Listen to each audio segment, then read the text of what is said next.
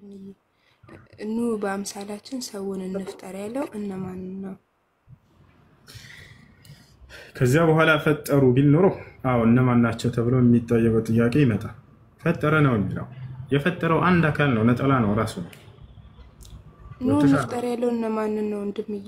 ማንንም አይደለም። እዚያ ጋር ማንንም አንቺ አብ ወልድ መንፈስ ቅዱስ ናቸው ካልሽ ማስረጃ ማምጣት የሚጠበቅብሽ አንቺ ነሽ። ፈጣሪው ማን ነው ከተባለ አንዱ አምላክ ነው። አንድ እንደሆነ በማንነቱ ይገልጻል። እግዚአብሔር ሰማይና ምድርን ፈጠረ ይላል። አይሽ ፈጠረ የሚለው ለስንት ነው? ለብዙ ነው አይደለም፣ ለአንድ አካል ነው።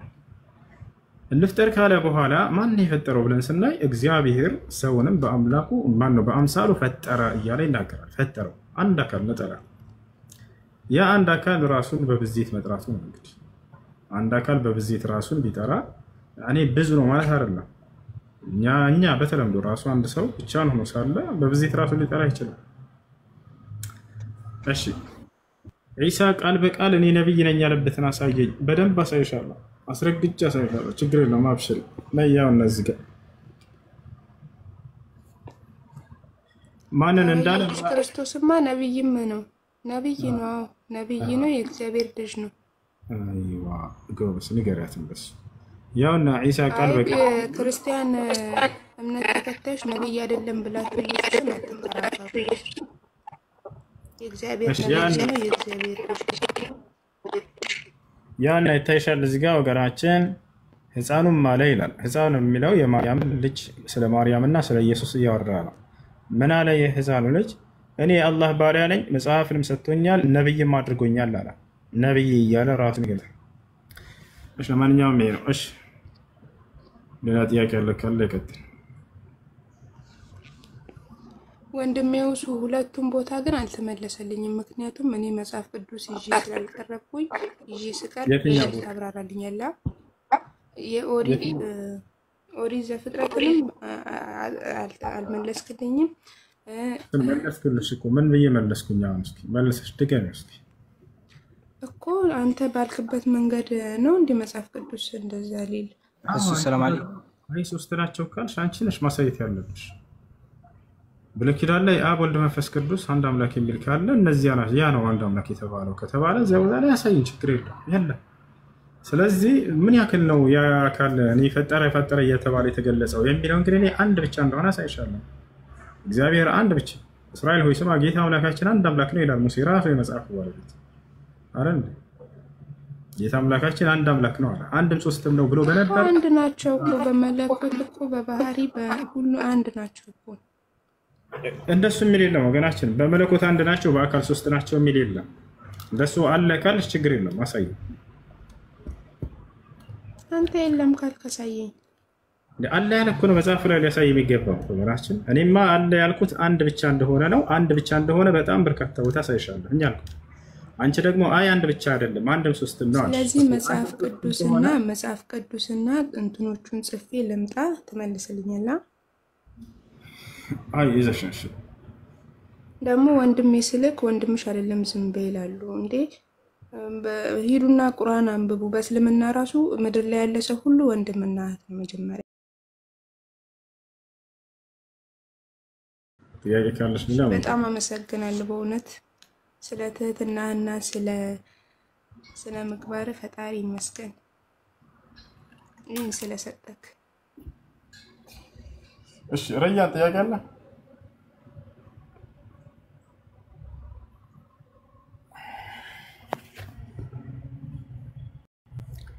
ረያን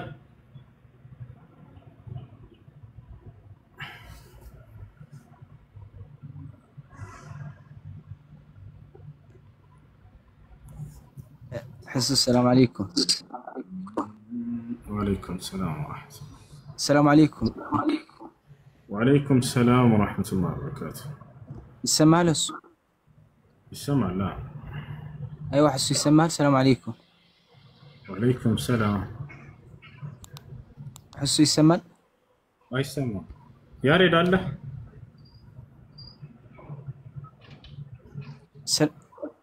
يا ريت. يسمع له؟ አይሰማም ወንድሜ። ያ ሬድ ጥያቄ አለኝ። ጥያቄ ምንድን ነው?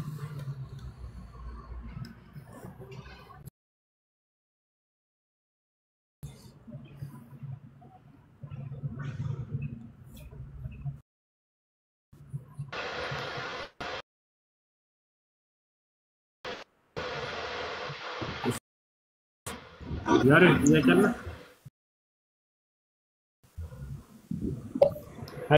አይሰማም? ይሰማል። ሰላም ነው፣ እንዴት ነው?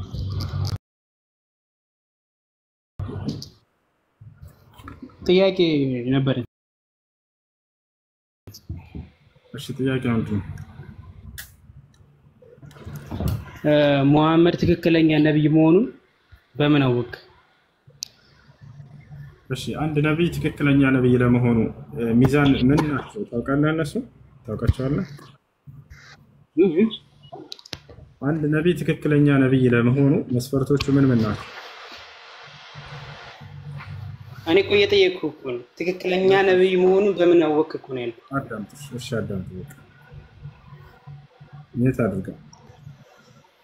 አንደኛ የአምላክ ምስክር፣ ሁለተኛ የመልአኩ ገብርኤል ምስክር ነብይ እንደሆነ ማለት ነው።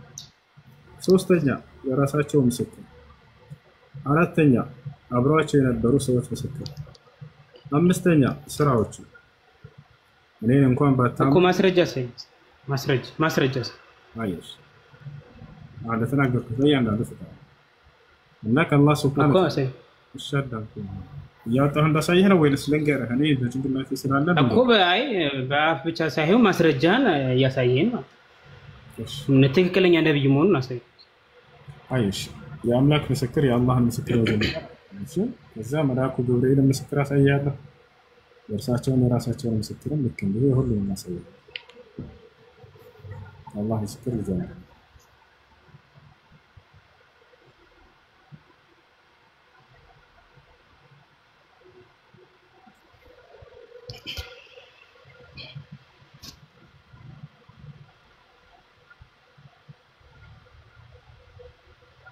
ما كان محمد أبا أحد من رجالكم يونح من إلى الأملاك الله سبحانه وتعالى ሲናገር ሙሐመድ ከወንዶቻችሁ የአንድም ሰው አባት አይደለም፣ ግን የአላህ መልእክተኛና የነቢያቶች መደምደሚያ ነው፣ አላህም በነገሩ ሁሉ አዋቂ ነው ይላል። ያው አምላክ አላህ ስብሐነ ወተዓላ የእርሱ መልእክተኛና ነቢይ እንደሆኑ የነቢያት መደምደሚያ እንደሆኑ ይናገራል። ሁለተኛ መልአኩ እሺ ይሄን ቁርአን ማን ነገረ? ይሄን ቁርአን ማን ነው የነገረ? አሁን ጥያቄውን ቀየርሽ አይደለ? በጣም ጥሩ አይደለም። ትክክለኛ ማስረጃ አመጣ አይደለ? ቁርአንን ማን ነው የነገረ? ቁርአን መሆኑን ማን ነገረ? አላህ ከሙሐመድ ጋር ተገናኝቷል? አልተነጋገረም አይደል? ስለዚህ ሙሐመድ ራሱን በራሱ ነው ነብይ ያደረገው። ተነጋግሯል። ማስረጃ ነው ታዲያ ተረጋግቻ ሳይኮንቶና ማስረጃ አሁን ለሙሐመድ አዩ አሁን እኮ ነብይ መሆኑን ቁርአን ራሱ አላህ ሙሐመድ ለሙሐመድ ምስክር ነው እያልከኝ እኮ ነው አይደለም? ረጋ ብል ይኸውልህ አላህ ሙሐመድን አላናገረውም አልከና አይደለ? ብለሃል አይደለ? አዎ አናግሮታል። ምን ለመቼ? እስኪ አሳይኝ፣ እስኪ ማናገሩን አሳይኝ፣ እስኪ ቃል በቃል የተነጋገረበትን አሳይኝ። አዎ ተነጋግረዋል ቃል በቃል ሙሐመድ ሆይ አሳይኝ። አቤቱ ጌታዬ ሆይ ያው ቃል በቃል ተከላቸው ምን ሳይሆን ተነጋግረዋል እኮ ቃል በቃል ሙሐመድና አላህ የተነጋገሩበትን ነው የምፈልገው ነው። አብሽር እንዳፈራ ሳይሆን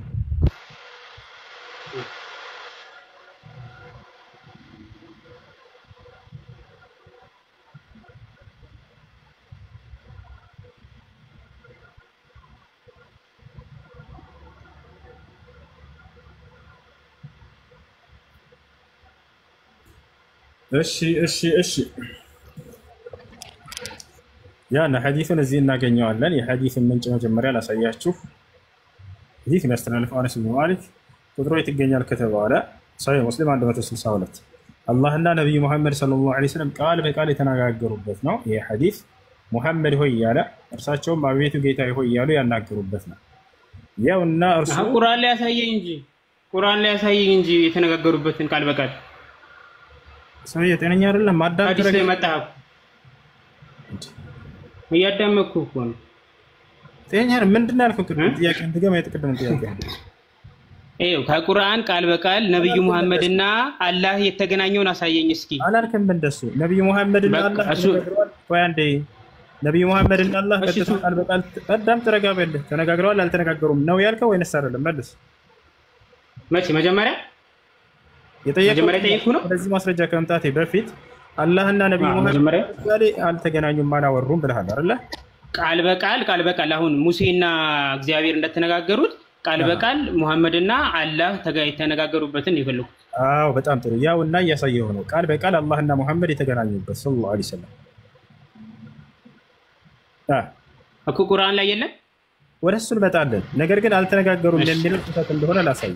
አሁን እዚህ ጋር ነብዩ መሐመድ ሰለላሁ ዐለይሂ ወሰለም እና አላህ ሱብሓነሁ ወተዓላ ቃል በቃል እንደተገናኙና እንዳወሩ እዚህ ጋር እናገኛለን። ወታች አይደለ? አላህ ሱብሓነሁ ወተዓላ ራሱ ያ ሙሐመድ እያለ ይጠራቸዋል። ሙሐመድ ሆይ እርሳቸውም አያ ረቢ አቤቱ ጌታዬ ሆይ እያሉ ማለት ነው። እዚህ ጋር የቱ ጋር ነው ሙሐመድ እያለ ራሱ ያናገራቸው ከተባለ ያውና እዚህ ጋር ያ ሙሐመድ ይላቸዋል። ሙሐመድ ሆይ ኢነሁነ ኸምስ ሰለዋት ይላቸዋል። ያው እነዚህ አምስት አውቃት ሶላቶች አምስት ሶላቶች ናቸው። ምንዳቸው ግን ያው ይታያቸዋል። ያ ሙሐመድ ቃለ አላህም አለኝ ይላሉ። ያ ሙሐመድ ሆይ ኢነሁነ ኸምስ ሰለዋት እነዚህ አምስት ሶላቶች ናቸው። እርሳቸውም አያ ረቢ አቤቱ ጌታዬ ሆይ እያሉ ይመልሱልታል። ስለዚህ አላህና ነቢዩ ሙሐመድ ሰለላሁ ዐለይሂ ወሰለም ተገናኝተዋል ወይ? አዎ ተገናኝተዋል። ልክ ሙሴ እና አላህ ሱብሓነሁ ወተዓላ እንደተገናኙ እንዳወሩት እኮ ቁርአን ላይ ያሳየኝ ዐለይሂ ወሰለም ተገናኝተዋል። ይህ ነው። እሺ አንደኛ። ሁለተኛ የሙስሊሞች የመረጃ ምንጮች የእስልምና ሃይማኖት የመረጃ ምንጭ ምን ምን ናቸው ታውቃለህ? የእስልምና ሃይማኖት የመረጃ ምንጭ ምን ምን ናቸው? ቁርአንና ሐዲሳት ማለት ሐዲሶች ሰሂህ የሆኑ ሐዲስ። ስለዚህ አሁን እኮ ያልኩ አንተ ይኸው አዳምጠኝ እንጂ ሁሱ እያልኩ ያለሁት አሁን በቁርአን ላይ አሳይ ማስረጃ ካለ ነብዩ መሐመድና አላህ የተገናኙበትን ማስረጃ። የእስልምና ሃይማኖት የመረጃ ምንጮች የሚባሉት ቁርአንና ሶሂህ የሆኑ ሐዲሶች ናቸው። እናመሰግናለን። በዚህ ላይ ሐዲሱን ይሄውን የጠቀስኩ ሐዲስ ምን የሚል ነው? እስኪ ንገረኝ። ሐዲሱ ምንድነው? ከኔ ጋር እና ምን ሶሂህ የሆነ ሐዲስ ነው እኮ። አይ ርዕሱን ንገረኝ እንጂ ቡኻሪ ነው ምንድነው? ሰለላሁ ዐለይሂ ወሰለም እና አላህ ቃል በቃል የተነጋገሩበት። ማን የጻፈው ይሄን? አይ ጥያቄ ይጠይቃል አይደል? ጌታን ጥያቄ ማን ጻፈው? ሐዲሱ ማን የጻፈው? እሺ የጻፉት ሰሃቦች ናቸው። እና ካዳ በምን አውቀው ነው ካዳ ሙሐመድና ነብዩ አላህ መገናኘታቸውን እንዴት አድርገው ጻፉ? በምን አውቀው? ማስረጃቸው ምንድነው? በጣም ጥሩ። ነብያችን ሰለላሁ ዐለይሂ ወሰለም የተከሰተውን ሁሉ ከአላህ ሱብሓነሁ ወተዓላ ዘንድ በተገለጠላቸው ግልጠተ በረከት አማካኝነት ሰሃቦችን አሳውቋቸው፣ ሰሃቦች ደግሞ ጻፉ። በዚህ በሐዲስ ላይ እኮ አሁን እኮ አላህና እኔ አላህ ጋር ተገናኝቻለሁ ብሎ እኮ ነግሯቸው ነው እንጂ ማስረጃ የለም። መገናኘቱን ማውራቱን ቃል በቃል ለመገናኘቱ ቃል በቃል እያሳየው ነው። በምን መልኩ ነበር መጻፍ ያለበት? አላህ ራሱ ወርዶ ለነዚህ ሊጽፍላቸው ይገባል። ወርዶ አላልኩም እኔ አይደለም፣ ወርዶ አይደለም እያልኩ ያለው። እንዴት ነው ሊጻፍ? አይ አሁን በቃ ልንገርህ እሱን። አሁን ቁርአን ማለት ነው በአላህ አለ አላህ ለጅብሪል ነገረው፣ ጅብሪል ደግሞ ለሙሐመድ ነገረው። ሙሐመድ ደግሞ አልጻፈውም። ማንበብ መጻፍ ስለማይችል የጻፈው አንድ ሌላ አካል ነው የጻፈው። ስለዚህ እዚህ ቁርአን ላይ ማለት ነው አራት ሰው አለ፣ አራት አካል አለ። ላውራ አዳምጥ እንጂ ማን ነበር መጻፍ ያለበት ነው ጥያቄው። ገብቶሃል አይደለ? አምላክ ለነብይ ቃልን በሚገልጥ ጊዜ ማን ነበር መጻፍ ያለበት? ገብርኤል ራሱ ነው መጻፍ ያለበት። ገብርኤል እሱን አስወጣው። በሱ አማካኝነት የመጣ አልቀበልም ማለት እንደዚያ በኔት መጽሐፍ ቅዱስ እንዳለ ወድቅ ትሆናለች። በገብርኤል አማካኝነት ቃል ሲመጣላቸው የነበሩ ሁሉ ውድቅ ሊሆኑ ነው። እሺ ማን ነበር መጻፍ ያለበት? እንዴት ነበር መጻፍ ያለበት? አሁን ሚውትህን አንሳና ተናገር። ያው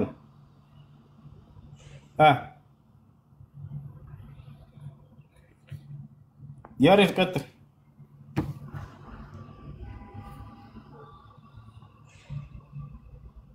ያሬድ ሚውትህን አንሳ። አሎ እስኪ አነሳ። ከላይ ያለው ሰላም ነው? እንዴት ነው?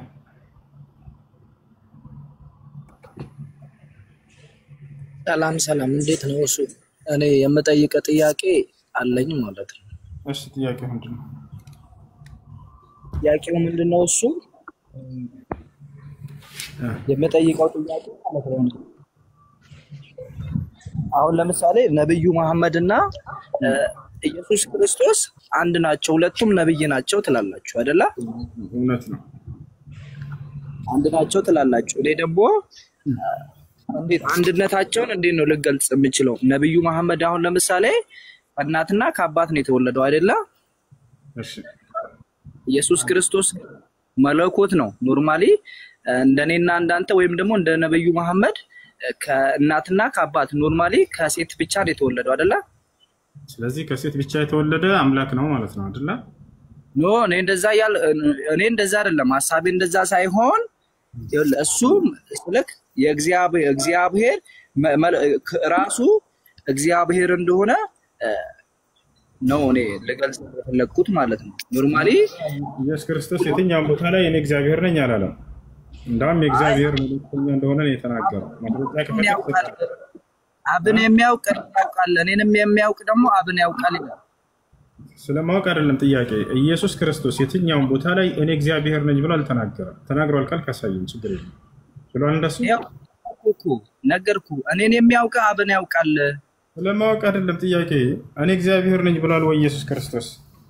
ችግር የለውም። እሱም በቃ ላላውጣልህ እችላለሁ። አሁን ለምሳሌ ኢየሱስ ክርስቶስና ነብዩ መሐመድ በጣም ልዩነት አላቸው። በአንጻራዊ ሁላ ስናነጻጽራቸው በጣም ልዩነት አላቸው። አነጻጽረልሽ ችግር የለውም። በምን እንደሆነ አነጻጽርና እስኪ እንዴት እንደሚለያዩ ንገረኝ። ክርስቶስ እንዴት ነው የተወለደው? አንተን ልጠይቅ። እኔ ጠያቂ ነኝ አይደለ? ኢየሱስ ክርስቶስ እንዴት የተወለደው? አሁን ልመልስ ልመልስልህ። ምን አልከኝ? ልመልስልህ። አዳምጥሽ። እሺ መልስልኝ። በጣም ጥሩ። አሁን እዚህ ቦታ ላይ ነብዩ መሐመድና ኢየሱስ ክርስቶስ ወይንም መሲሁ ዒሳ አለይሂ ሰላም አንድ ናቸው ትላላችሁ ከሚል አንፃር ነው የተነሳው። ነብይ ናቸው። አዎ አመሰግናለሁ። እሱ ነው ከመልእክተኛነትና ከነብይነታቸው አንፃር አንድ ናቸው። እሱ ደግሞ ምንድነው ይሄው ስላወላለዳቸው ነው። ይሄው አወላለድ በተለያየ መንገድ አምላክ ይሰራል በሰው ልጆች ላይ። አዳምን ያለ አባት ያለ እናት ፈጥሮታል። በጣም ይለያል፣ ከኢየሱስ ይበልጣል። በዚህ ቢያንስ ኢየሱስ ክርስቶስ ከሴት ልጅ ማህፀን ተገኝቷል፣ እንደኔ እንዳንተ እንዳንቺ። አዳም ግን ከሴት ልጅ ማህፀን ተገኝቷል አልተገኘም? አልተገኘም በፍጹም። ሰው ይሆናል። እባክህ አንዴ ልጨርስ። ይኸውልህ ላውራ አንድ ጊዜ። እኔ እናንተ ተፈጥረን ነው። ነብዩ መሐመድም ተፈጥሮ ነው አይደለ? ኢየሱስ ክርስቶስ ተወልዶ ሜት አታድርጉት። በቃ ዝም ካልኩት እኔ ሜት አታድርጉት። ልጆች ሜትን አንሱለት። የሚፈልገውን ያውራ።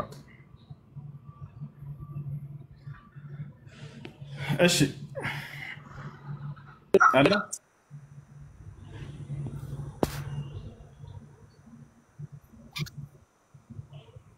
እሱ አይሰማም። እኔና እናንተ ተፈጥረን ነው አይደለ? እናንተ ከእናትና ከአባት ተፈጥረን ነው አይደለ? እሺ ጨርስ ሐሳብህን። ኦኬ እሺ። ነብዩ እኔ እናንተ ተፈጥሮ ነው። ከእናትና ከአባት ነው የተወለደው፣ ተፈጥሮ ነው። እንደገና ደግሞ አንተ ተፈጥረህ ነው ተወልደህ? እኔ ተፈጥረን ነው። እኛ ለምን ከአዳም የመጣ ለምን ተፈጥሮ ነው። ለምን ተወልደሃል እንጂ ማን ነው አንተን የፈጠረህ? እንደተፈጠርክ ማስረጃ ምንድን ነው? ማስረጃ እኮ ይኸውልህ እኮ ተፈጥረን መሆኑ እኮ ይናገራል መጽሐፍ ማለት ነው። የት ጋር ነው እንደተፈጠርክ የሚናገረው? አንተን ተወልደህ ነው እንጂ አንተ ተፈጥረህ አይደለም። እንዳንተ ግንዛቤ ነው። ሄድና በፍልስፍና ኢየሱስ ክርስቶስ አምላክ ለማድረግ ተወለደ እንጂ አልተፈጠረም ይሏችኋል። አይደለም ፍልስፍና አይደለም እንጂ መቼ ተፈጠርክ? እግዚአብሔር ማንን ነው የፈጠረው ከተባለ አዳምን ነው የፈጠረው። ከዚያ በኋላ ከዚያ ሌሎቹ ተወላለዱ አይደል እንዴ? እኔ እናንተም እኮ ተፈጥረን ነው። ከአዳም አይደለ እንደ መጣ ነው። እንዴት እኛ ተፈጥረን ነው እንደ አዳም ወይንስ ተወልደን ነው? እናንተ ዘር ከአዳም አይደለም ነው? ከማን ነው ዘራችን ሳይሆን ተወልደን ነው ወይንስ አይደለም? አይደለም። አመጣጣችን ነው ማሰብ ያለብን። እናንተ የመጣ ነው ከአዳም የመጣ ነው በመወለድ ነው። ይሄ አያችሁ፣ ይሄ ፍልስፍና አያስፈልግም። ኢየሱስ ክርስቶስ አዳምጠኝሽ ፍጡር ነው። ኢየሱስ ክርስቶስ ስጋውም ሆነ ህይወቱ ጅማሬ ካለው ፍጡር ማለት ነው። መጀመሪያ ምን ማለት ነው? እስኪ ንገረኝ። ፍጡር ማለት ትርጉሙ ምን ማለት ነው? ፍጡር ማለት ትርጉሙ ምን ማለት ነው? ይኸውልህ አሁን እኮ እየተናገርኩ ነው። የኔ እናንተ አጀማመር ማለት ነው። ስለኔና ስላንተ ሳይሆን ትርጓሜ ንገረኝ ነው ያልኩት። ፍጡር ማለት ምን ማለት ነው? እኔ ደግሞ ከኔና ካንተ የሚለይበትን መንገድ እየነገርኩህ እኮ ነው። ልዩነትን ነው አይደለም።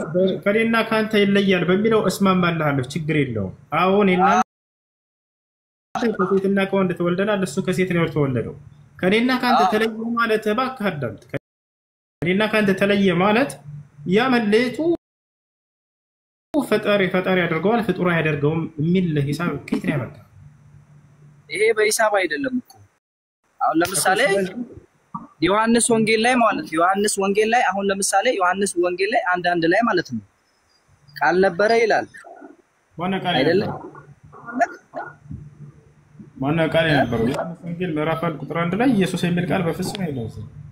ኖ ቃል ነበረ፣ ቃልም በእግዚአብሔር ዘንድ ነበረ፣ ቃልም ደግሞ እግዚአብሔር ነበረ ይላል አይደለ? ማን ነው ቃል እግዚአብሔር ነበር የተባለው ማን ነው? ኖርማሊ አሁን እቺ ምድር እግዚአብሔር በቃሉ ነው የፈጠረው አይደለ? በቃሉ ፈጥሯል። ነገር ግን ኢየሱስ ክርስቶስ ነው የሚል የለም እዚያ ቦታ ላይ። ኢየሱስ ክርስቶስ ደግሞ ቃል እንደሆነ ደግሞ ይናገራል። መጽሐፍ ቅዱስ እኮ ይናገራል። እኔ እንኳን ኖርማሊ የእናንተ መጽሐፍ ቅዱስ እኮ ይናገራል። ይስሐቅ ቃል ነው ይላል። እሱን ወደኛ ስትመጣ አስረዳሃለሁ። በቃል የተገኘ ለማለት ነው። እሺ በቃል ነው የሚለው አይደለ እንዴ? እኮ ያ ማለት በቃል የተገኘ ለማለት ነው። በሌላ ቦታ ላይ አላህ Subhanahu Wa Ta'ala ሲገልጽ ለማርያም ሲነግራት በማለት አዳምጥ እንጂ ዘለቀ ይወይ ያዳምጥ። እሺ ከይቅርታ ጋር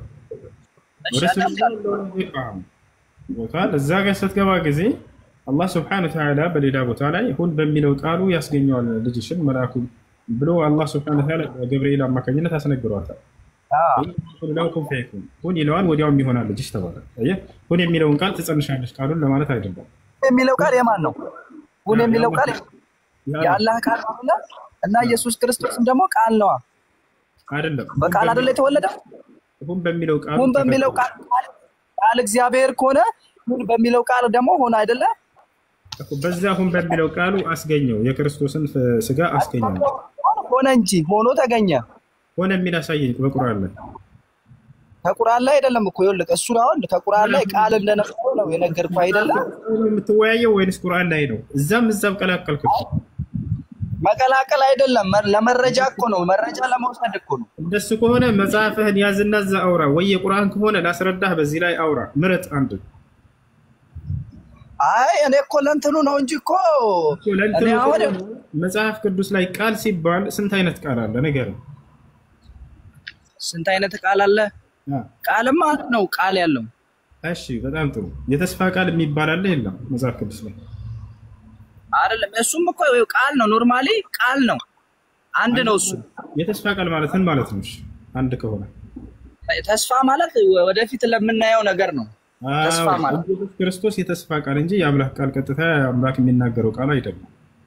ይኸውልህ አሁን እኮ ኢሳ በቃል የተወለደው ተባባልን አይደል እንዴ? ኢሳን ፍታና ኢየሱስን እዛ መጽሐፍ ቅዱስ ላይ አውራ። መጽሐፍ ቅዱስ ላይ ኢየሱስ ክርስቶስ የተስፋ ቃል ነው እያልኩህ ነው እኮ። በቃል ላይ ተወለደው እኮ በቃል ተገኘ ማለት ነው። በቃል አማካኝነት ተወለደ። አዎ ስለዚህ አሁን ኢየሱስ ክርስቶስ በቃል አማካኝነት ተወለደ ማለት ተፈጠረ ማለት ነው። እሱን አሳያለሁ፣ ችግር የለውም። እሺ እኔ እናንተ በቃል ላይ ተወለድነው። አሁን ስለኛ እናወራለን፣ እንቀጥልና ስለዚህ አይደለም እሱ አምላክነቱን እኮ ከዚህ ጋር እኮ ነው የምናገኘው። እኔ እናንተ በቃል መገኘት ፈጣሪ ያደርገው ሰውዬው አዳምጥ፣ ፍጡር መሆኑን ነው የሚገልጸው። እንዳም እያልኩህ ነው።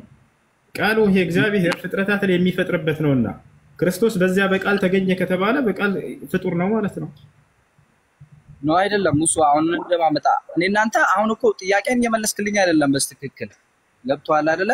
እኔ እናንተ በቃል ላይ ተፈጠር ነው ወይስ እንዴት? በቃል ላይ ተወለድ ነው? በቃል ላይ ተወለድ ነው?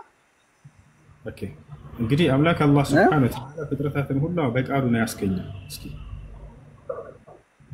እንጂ እንደዚህ እንዴ ከእናትና ከአባት አይደል እኮ እናትና ከአባታችን የተወለደ ከእናትና ከአባት እንዲፈጠሩ ያስተላለፈው ማን ነው? ይሄን ነገር የወሰነው? እናትና ከአባት እንዲፈጠሩ ያስተላለፈው ማን ነው? አላህ Subhanahu Wa Ta'ala። እናትና ከአባት እንዲፈጠሩ ያስተላለፈው ማን ነው? ይሄን ነገር የወሰነው? እናትና ከአባት እንዲፈጠሩ ያስተላለፈው ማን ነው? ይሄን ነገር የወሰነው? አይደለም እኔ ለምጠይቅህ መልስ ስጠኝ እኮ ከእናትና ከአባት አልከኝ አይደለ? ከእናትና ከአባት እንዲገኙ የወሰነው ማን ነው? እንዲሆነ ይሄ ነገር እኮ እግዚአብሔር በመልአኩ ገብርኤል አማካኝነት እናትና ከአባት እንድንገኝ ይሄን ነገር የወሰነው ማን ነው? ያዘዘው ማን ነው? እግዚአብሔር በቃሉ ተናገረ። በጣም ጥሩ። ስለዚህ አምላክ ማንኛውንም ስራ ሲያደርግ በምድር ላይ ሰውንም ማስገኘት ሊሆን ይችላል። በትእዛዙ ነው ያነገረ አይደለም። እኔ እናንተ የተፈጠርንበት ቃልና እኔ እናንተ የተፈጠርንበት በቃል አይደለም። ክርስቶስ ግን በቃል የተፈጠረው ተባባልን አይደል እንዴ? ክርስቶስ በቃል የተፈጠረው የሚለውን አመናህ እንጂ ቃል አይደለም። እሱ በቃል ተፈጥሯል እንጂ አይደለ? እሱ በቃል ነው የተወለደው። ኖርማሊ ቃል ነው እኮ እሱ ራሱ እኮ ቃል እንደሆነ እኮ ይናገራል። ጥሩ ብለሃል። አሁን አዳምጥ። እኛም ይሄን ነው የምንለው። እኛም በዚህ ላይ በቃል ነው የተፈጠረው ብለናል። አሁን አይደለ? የተወለደው በቃል ነው። ተፈጥሮ አይደለም እሱ። አሁን የተፈጠረው በቃል ነው ብለሃል አላልክም? በያ እሱ ስህተት ሊሆን ይችላል። እሱ ተሳስቼ ላወራችሁ። አሁን እሺ ስህተት ነው በሚለው እንያዘው። የተወለደ እንጂ ተፈጥሮ አይደለም ብለናል አይደለ? ተወልዶ ነው እንጂ ተፈጥሮ አይደለም እሱ። እንደሱ የሚል ጥቅስ መጽሐፍ ቅዱስ ላይ ያሳየኝ። አለቀ በቃ። ተወልዶ እንጂ ተፈጥሮ አይደለም የሚል መጽሐፍ ቅዱስ ላይ ያሳየኝ። ኦኬ አንተ አልተወለደም ብለህ ታምናለህ? ያን አሁን ማስረጃ ናውጣና ሳይ ሌላውን ተወው ነው። እንደተወለደማ ታውቃለህ እኮ አንተም። ለምን የተወለደ ነው የሚል ጥቅስ መጽሐፍ ቅዱስ ላይ ያወጣ እያልኩ ነው። ትልቁ ላይ አድርጋለሁ። ይኸውልህ ወንድ ልጅም ተሰጠነ። ይኸውልህ ልንገርህ ከመጽሐፍ ቅዱስ ነው የፈለከው። አሁን ያለውበት ቦታ ጥያቄ እንድገበልኝ እስኪ። ያለውበት ቦታ አይመችም። ለዛ ነው ኦኬ። ስለ ቦታው ሳይሆን ስላለህበት ጥያቄውን እንድገበልኝ። አሁን ምንድነው ያልኩት? አንተ ያልከው ተፈጠረ ወይም ደግሞ ተወለደ የሚል አውጣልኝ ያልከው አላልኩም። ቃል አውጣልኝ ከመጽሐፍ ቅዱስ ነው ያልከው አይደል እንዴ? ምንድነው ያልኩት? ድገመው። ኢየሱስ ክርስቶስ ወይም ተፈጠረ ወይም ደግሞ ተወለደ የሚለውን ቦታ በቃል አውጣልኝ በመጽሐፍ ቅዱስ አውጣልኝ ያልከው አላልኩም። ከኔ ጋር አይደለም። አይ ዝም ብለው የራሳቸውን ማውራት ይፈልጋሉ እንጂ የኛን አያዳምጡም። ምን እንደምንል ራሱ አሁን ልትገብልህ አዳምጥ። እሺ እንደገና ስለማስደግመህ በደንብ አዳምጥ። እሺ ምን አለኝ መጀመሪያ ሰውዬ? ኢየሱስ ክርስቶስ ተወለደ እንጂ አልተፈጠረም ማለት። እሺ እንደሱ የሚል ቃል አሳየኝ መጽሐፍ ቅዱስ ላይ። ተወለደ እንጂ አልተፈጠረም የሚል ቃል አሳየኝ ብያለሁ። አሁን ደግሞ ምንድነው ያልኩት?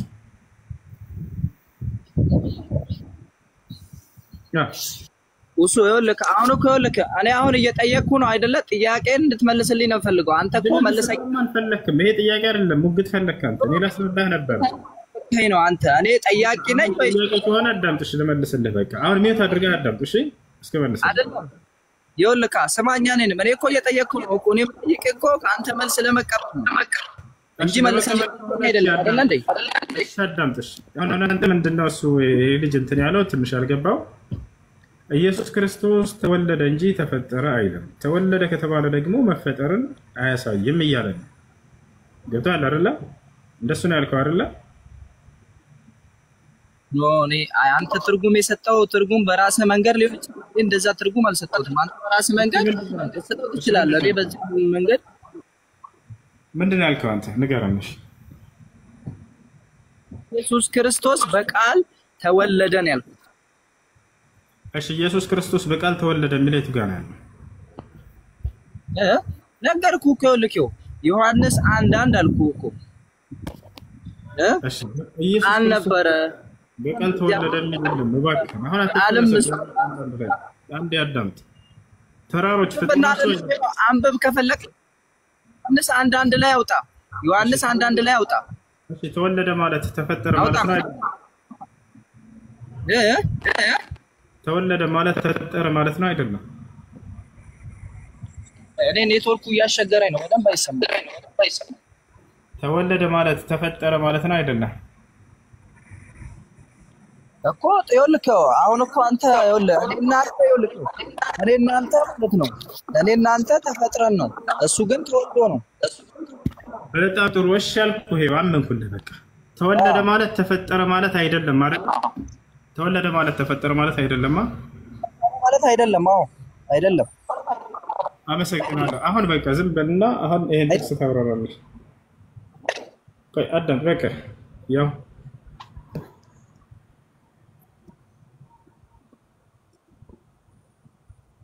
ልጆች ይታያል። ምን ይላል እዚህ ጋር አንብብ።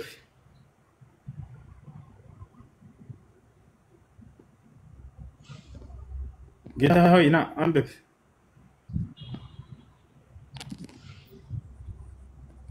እኔ ኔትወርክ እያሻገረኝ ነው፣ ለዛ ነው። አንብብ አንብብ። ያው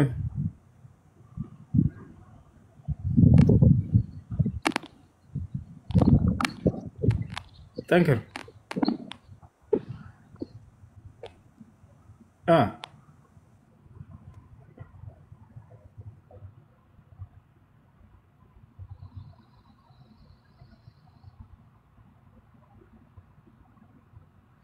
አንተ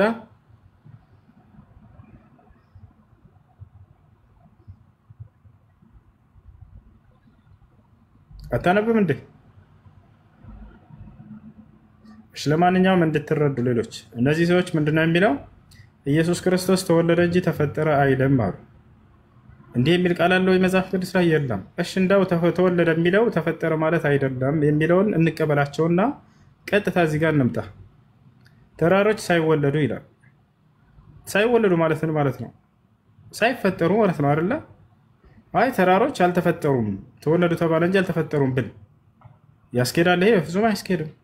አያችሁ፣ መወለድ ማለት መፈጠር ማለት እንደሆነ እዚህ ጋር ያስረዳቸዋል። ተራሮች ሳይወለዱ ምድርም ዓለምም ሳይሰሩ ከዘላለም እስከ ዘላለም ድረስ አንተ ነህ ይላል። ይሄን ይመስላል። እሺ ያሬድ አለ?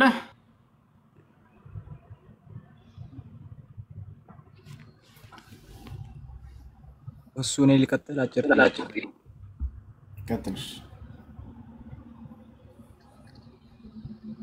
በእስልምና ራስን ማጥፋት እንዴት ይታያል? ራስን ማጥፋት ከታላላቅ ወንጀል ነው። ነቢያችን ሰለላሁ ዐለይሂ ወሰለም ራሱን ያጠፋ ሰው የእሳት ነው ብለዋል። ቃል ነቢዩ ሰለላሁ ዐለይሂ ወሰለም መን ቀተለ ነፍሰሁ ፈሁወ ፊናር፣ ራሱን ያጠፋ ሰው እርሱ የእሳት ነው ብለዋል ሰለላሁ ዐለይሂ ወሰለም። እና ራስን ካጠፋ ወደ ጀሃነም ነው የሚሄደው ሰው።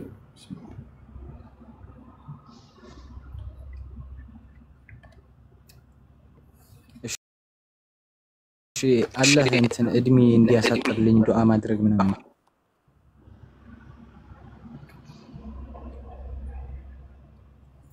ወንድም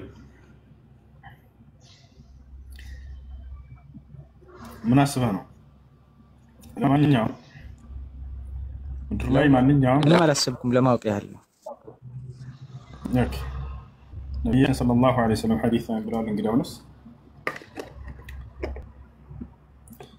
قال النبي صلى الله عليه وسلم لا يتمنين أحدكم الموت لضر نزل به فإن كان لا بد فليقل اللهم إن كانت الحياة خيرا لي فأحيني وإن كانت الممات خيرا لي فتوفني. ነቢያችን ሰለላሁ ዐለይሂ ወሰለም ምን አሉ? አንዳችሁ ለደረሰበት አደጋ ምክንያት ብሎ ሞትን እንዳይመኝ በራሱ ላይ አሉ። ነገር ግን ከመመኘት ቅሮት ከሌለው ይሄ ሰው እንዲህ ብሎ ይጸልይ ይለምን አሉ።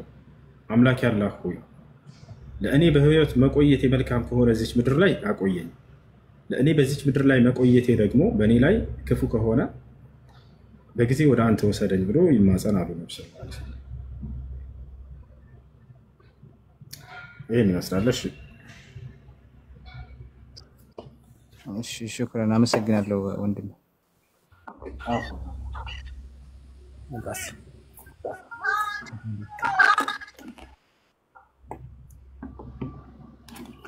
እሺ ጥያቄ ያላችሁ መቀጠል ትችላላችሁ።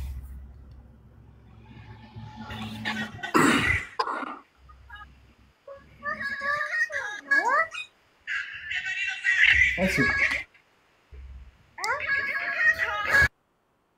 ሄሎ አድብናች ካላችሁ አስገባችሁ።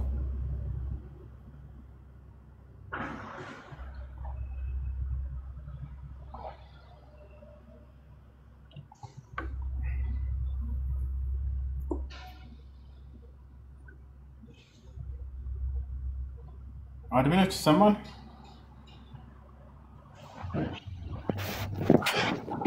ገብቷል። እሺ ሰላም ሄሎ ሰላም ነው ይሰማል? ውሱ ሰላም አለይኩም። ወአለይኩም ሰላም። ጥያቄ ነበረኝ አባ። እሺ ጥያቄው ነው? ሱቢ ሰላት በእንቅልፍ ልብ ማለት ነው። አንዳንዴ ከእንቅልፍ ስነሳ 1 ሰዓት ሆነብኛል። እንዴት?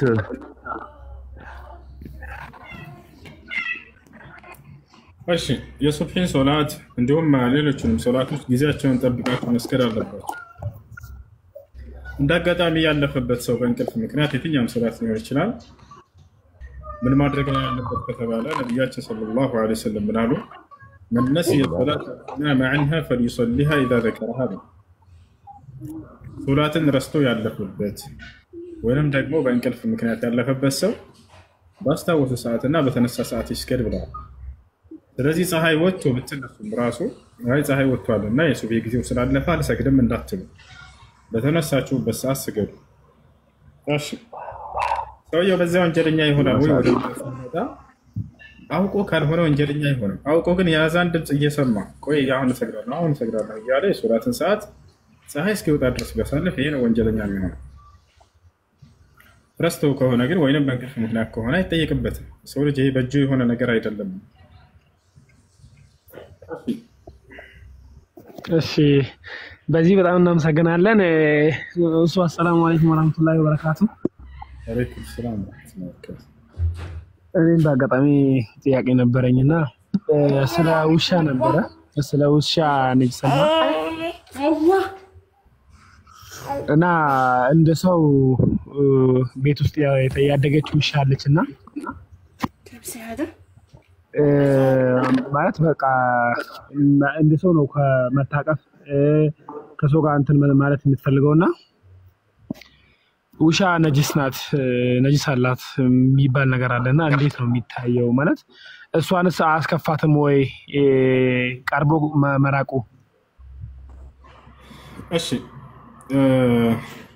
ውሻ ብቻ ሳይሆን አንዳንድ ፍጥረታቶች ሰው ከሱ የሚነጅስ ነገር አለ እኮ። ሰውን ማግደል ነው ማለት ነው አይደለም። ከሰው የሚገኙ አንዳንድ ነገራቶች የሚነጅሱ አሉ። ሽንቱና ካካ ይነጅሳል። ውሻም እንዲሁ ከርሱም የሚነጅሱ ነገራቶች አሉ ማለት ነው። አይ ይሄ አንድ ነገር ማግደል ነው ትክክል ይከፋል ከተባለ የሰው ልጅ ሁሉ ሊከፋ ነው። እንደሱ አይደለም። ውሻ የሚሆን ከማናቸው ሌሎች እንስሳቶች የሚነጅሱ ነገራቶች አሏቸው። ውሻ ምኑ ይነጅሳል ከተባለ አንደኛ ሽንቱና ካካው እንዲሁም ደግሞ ልጋጉ ለሃጩ ይነጅሳል። ደም የማንኛውም እንስሳት ይነጅሳል። በአጠቃላይ ልጋጉን አስመልክቶ ነው ነቢያችን ሰለላሁ ዐለይሂ ወሰለም ጥንቃቄ እንድናደርግ በተለይ ይህን ትምህርት የሰጡት እንጂ ውሻ ማንነቱን መጥላት አይደለም። ውሻ ለውሻ መልካም ስራ ሰርተው የጸደቁ ሰዎች እንዳሉ ሁሉ ያስተምራል ኢስላም። ያቸው በውሻ መልካም እንድንሰራ ያዛል ማለት ነው ሐዲስ። ነገር ግን እዚህ ያስጠነቀቁት ከምን አንፃር ነው ከተባለ ነቢያችን ሰለላሁ ዐለይሂ ወሰለም ልጋጉ قال النبي صلى الله عليه وسلم حديث ላይ ምን አሉ? إذا ولغ الكلب في إناء أحدكم فاغسلوه 7 أولهن بالتراب وآخرها بالماء አሉ። ውሻ በሆነ ልብስ ላይ ወይንም ዕቃ ላይ ልጋጉን ለሃጩን ቢያስነካባቸው 7 ጊዜ ጠቡታሉ። የመጀመሪያውን አንዱን በአፈር ከዚያ 6ቱን በውሃ ጽዱታሉ። ስለዚህ ከልጋጉ እንጂ ከእሱ ከሚወጣ ነገር እንጂ እሱን ማንነቱን መጥላት አይደለም። እሺ ማሻአላህ በጣም አመሰግናለሁ። ጥያቄያችን ይሁን ነበረ። ሌላ ጥያቄ ከመጣልን እንመጣለን። ሰላም እንዴት ነህ? ሰላም አለይኩም።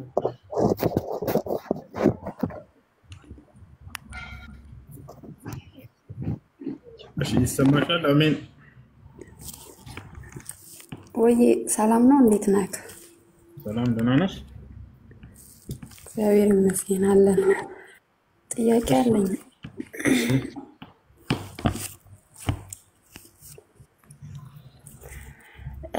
እኔ ጥያቄ የምጠይቀው ያው በእናንተ እምነት ውስጥ ነው። በእናንተ እምነት ላይ አንድ ሴት ልጅ ሽቶ ተቀብታ ወደ ውጪ መውጣት አትችልም፣ ምክንያቱም ዝሙት እንዳደረገች ነው ይላል። እና በቤት በባሏ ብቻ ነው እንጂ ውጭ ላይ ሽቶ ተቀብታ መውጣት አይቻልም። ለምንድን ነው እሱ? ማለት አንደኛ ያው ተከናንባ ነው የምትወጣው። ግን ለምንድን ነው ሽቶውን ምን አገናኘው ከዝሙት ጋር?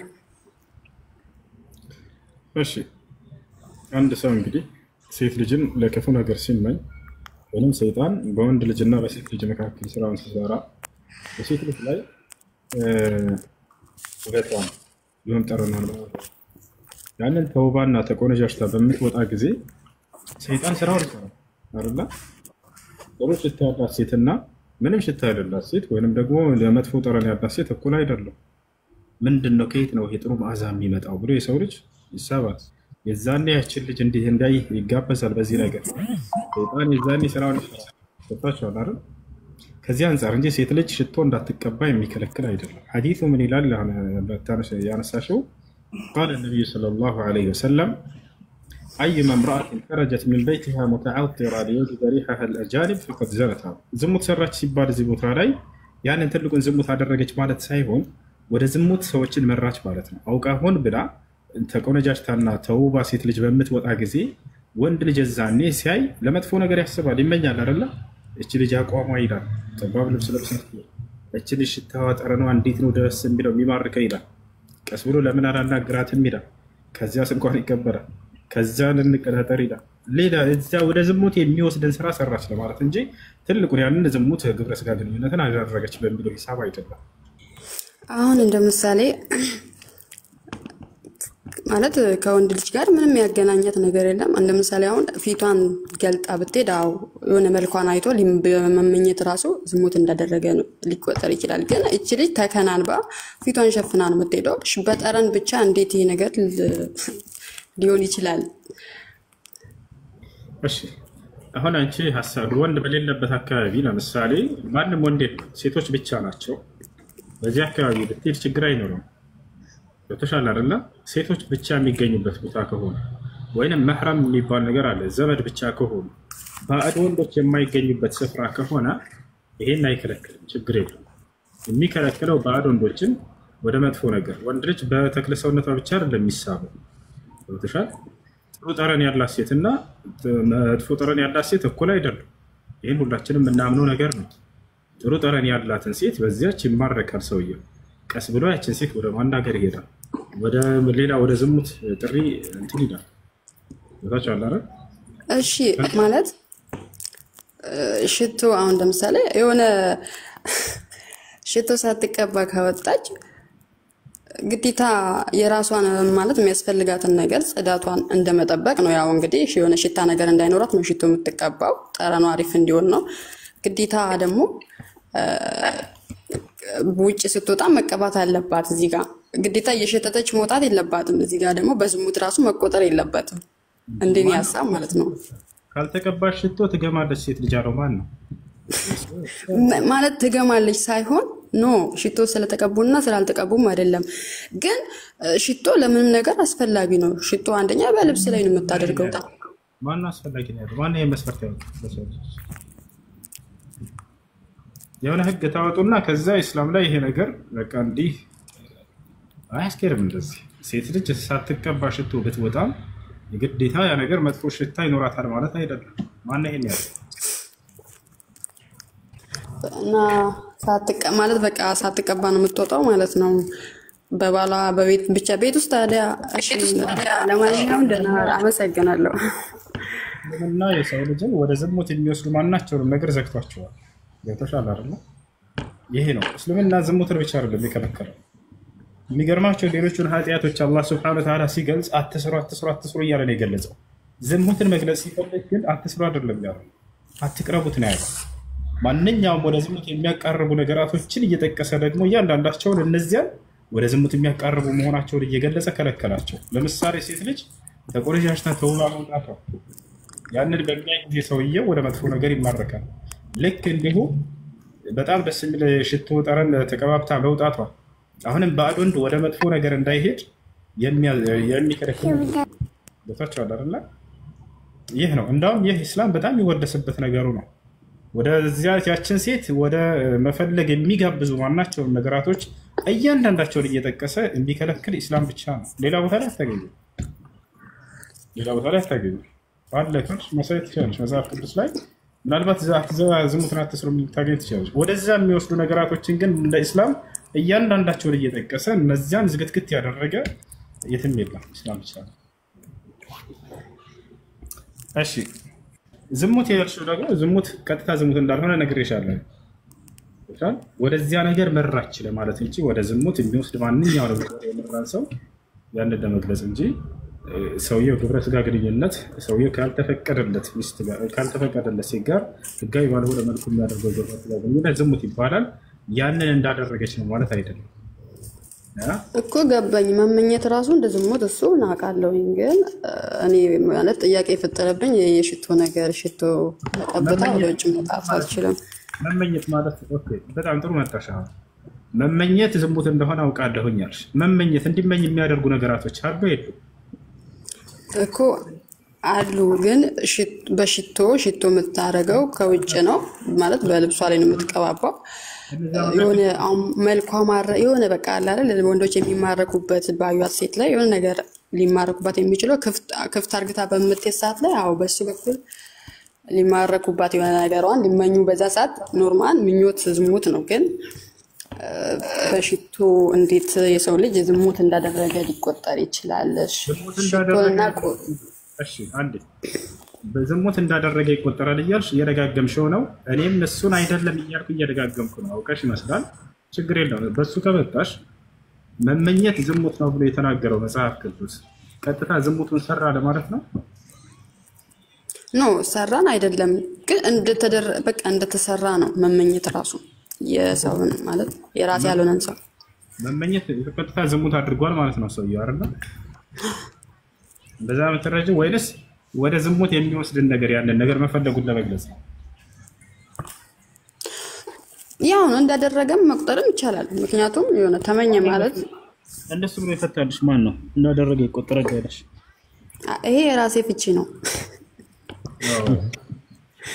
ለዋና መቼ እንግዲህ ባጭሩ ኢስላም ዝሙትን ብቻ ሳይሆን ወደ ዝሙት የሚወስዱ ሴት ልጅን እንትን በቃ ተቆነጀርታና ተውባ ልክ እንዲሁ ጥሩ ማግናና ጠረን ሽቶችን ተቀባብታ መውጣቷን ሌሎችም ነገራቶችን እንዲሁ ሰውነቷን ቅርጽ እንዳታሳዩ ሁሉ ሌላ በርካታ ሐዲሶችን ተናግረዋል ነብዩ ሰለላሁ ዐለይሂ ወሰለም። እንዳለ ሰው ወንድ ልጅ ሴት ልጅን ሊመኝባቸው የሚችሉ ነገራቶችን ሁሉ እያንዳንዳቸውን እየጠቀሰ ተናግሯል። ይፈቻል አይደል? ከነዚያ መካከል ለምሳሌ ሰውነቷን ቅርጿን የሚያሳይ ልብስ ለብሳ እንዳትወጣ ነብያችን ሰለላሁ ዐለይሂ ወሰለም صنفان من النساء لم أرهما في الجنة ولا لم أرهما في النار يعني نساء كاسيات عاريات رؤوسهن كأسملة البخت لبسوا እንዳለበሱ የሆኑ ሴቶች እያሉ ነብያችን ሰለላሁ ዐለይሂ ወሰለም ገለጿቸው። ያ ማለት የሰውነት ቅርጻቸውን ሊያሳይ የሚችል ልብስን መልበስ እንደሌለባቸው ይገልጻል። ለምን ከተባለ ወደ ዝሙት የሚመራ ነገር ስለሆነ። አሁንም ልክ እንዲሁ ይሄን ነገር ተቀባብታ መውጣቷ ወንድ ልጅ በሽቶ ይማረካል አይማረክም? ሰው አዎ ይማረካል። ይሄን ምንም አንቀደም ሁላችንም ጥሩ ነገር ተቀብቶ ሲመጣ ጊዜ እናያለን። በዚያን ጊዜ ያንን ሽቶ ተቀብታ ያመጣችው ሴት ዘወር ብሎ ሲያይ ጊዜ ያቺ ሴት የተዋበችና ያማረች ከሆነች ወደ መጥፎ ነገር ሰውዬው ይመራል። ታቻለ አይደል? የሰው ልጅ በሴት ልጅ ላይ የሚያያቸውን ነገራቶች ያ ወደ መጥፎ ነገር እንዲመራው ከሆነ ያንን ኢስላም ዘግቶት ታገኛላችሁ። ከዚያን ጋር አንፃር እሺ እሱ ትክክል ነው፣ ይገባኛል። ያው ባለባበስ ሰውነትን ቅርጽ በሚያሳይ ልብሶች ምናምን እሱ ትክክል ነው። ግን ብቻ ያው ብዙ አልተረዳውም በሽቶ የመጣውን ነገር እና ኮሜንተሮቹ በጣም እየተናደዱ ነው። ቆየው መሰለኝ። አመሰግናለሁ። አልተናደዱም። ኦኬ ሽቶ የሰው ልጅን ይስባል አይስብም? መልስ እኮ እሱ ነው። አይ እንዴኔ ሀሳብ አይስብም። እንዴት ሽቶ ሁሉም ሰው ይቀባል? እዚህ ጋር እኮ አንዷ ሴት ብቻ ቢሆን አዎ እንዳልጥሽ አዴ ደስ አንቺ የሆነ ነገር ይስበሻል አይስብሽም? ደስ ይላል የሚስብ ነገር ምን ሽቶ የሰው ልጅን የሆነ ይስባል ያ ሽቶ ለመጥፎ ነገር መመኘት ይቀራል አይቀርም? ሽቶውን ወደድኩት እንጂ ታዲያ እሷን ወይ እሱን ልመኝ አይደለም። ጥያቄ ማየት ይቀራል አይቀርም? ያ ነገር ጥሩ መዓዛ የተቀባ አካል ይስበኛል አልሽ፣ አመንሽ። እሱ ከዚያ በኋላ ወደ እርሷ ያንን ነገር ማን ነው ይሄን አካል የተቀባው ብሎ በሚዞር ጊዜ ያችን ሴት ያለ የዛኔ ይህ ሰው ያችን ሴት በመጥፎ ነገር ሊያስብ ይችላል። ተሻለ አይደል ማለት ያያታል፣ ግን ፊቷን ላይ አያይም ማለት ጠረኗን ሽታውን ነው ያየው እንጂ። ኦኬ፣ በሚዞር ጊዜ ያያታል፣ ግን ፊቷን አያያትም አይደለ? አንዳንድ ሰው እኮ ማለት አሁን ለምሳሌ የሆነ ሽታ አንድ ሰው ቢሸት እንዲህ የዞርክ ፊቷን ልትመለከት እንትን አትልም እኮ የሆነ ሽታ ወይ አፍንጫ ላይ ሊገባ ይችላል። ትተታልፋለህ። ስለዚህ ፍጹም ያያታል፣ ፍጹም አያያትም ማለት ነው። ያያታል፣ ግን ፊቷንም አያያትም። ፍጹም ከምን አስኪድ እኮ ያያታል፣ አያያትም ማለት ያያታል፣ ግን ፊቷን አያያትም ማለት። አሁን ለምሳሌ አንተ ተቀብተህ ባጠገቤ እያለፍክ ትንሽ ራቅ ብለህ ሊሆን ይችላል። ግዴታ ሽታውን ደስ ስላለኝ ብቻ አንተን መመኘት አለብህ። ለማንኛውም የሆነ አካል ሽቶ ተቀብቶ ካየ ማን ነው ብሎ በሚዞር ጊዜ ያያለ። ይሄ በአብዛኛው የምናውቀው ነገር ነው። የዛኔ ያቺ ሴት ከሆነች ይሄን ነገር ተቀብታ የወጣችው ይሄ ልጅ ወጣት ከሆነ ወደ ክፉ ነገር ያችን ነገር ሌላ ነገር እንዲያስብ ያደርገዋል። ይሄ ሰውዬ ማለት ነው።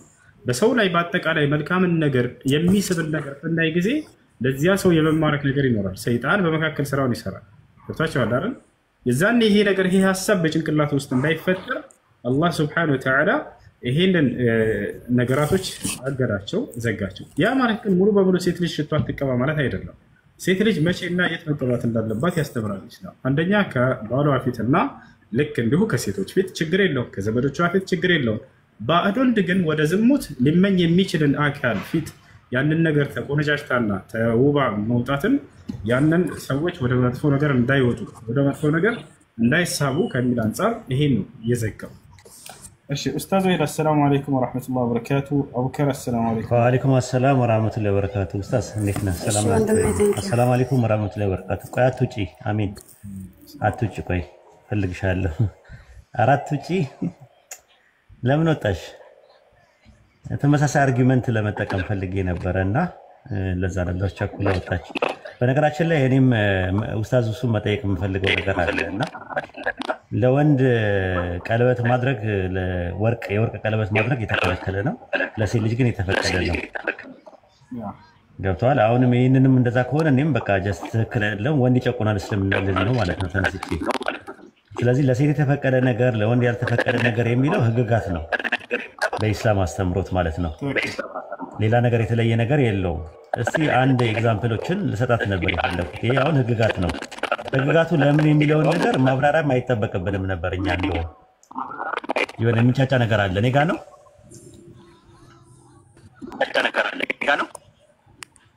ድጋሚ እኔ እንዴት እሰማዋለሁ? ኦኬ እሺ። አሁንስ አሚን ሰላም ብያለሁ። እንዴት ነሽ? እግዚአብሔር ይመስገን ሰላም ነው። ሰላም ነሽ? የጠየቅሽው ጥያቄ አሪፍ ነው፣ ግን አንድ ነገር ህግ ወርደህ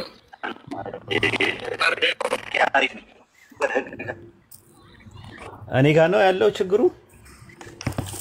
ወርደህ ግባ ኡስታዝ አለ። እስቲ ቆይ ስራ ልገባ ስለሆነ ነው። እሺ አሁንስ? እስቲ አሁንስ?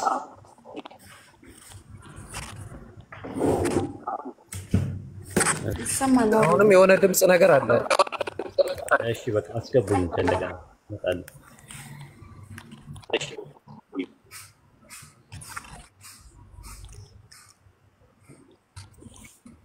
የሁሉም ድምፅ ይቆራረጣል እንዴ? ይሰማል? አቡከር ያንተ ይሰማል? ያንተ ደግሞ ይቆራረጣል መሰለኝ። ከሌሎች ጋር አላውቅም። ቆይ እንትን ብዬ ልመለስ። ሰላም አለይኩም ሁስ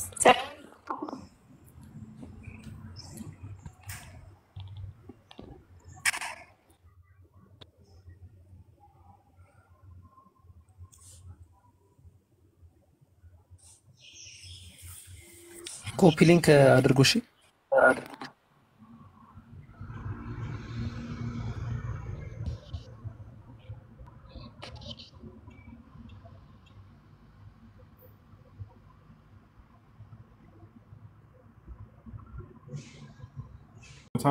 ሰላም አለይኩም።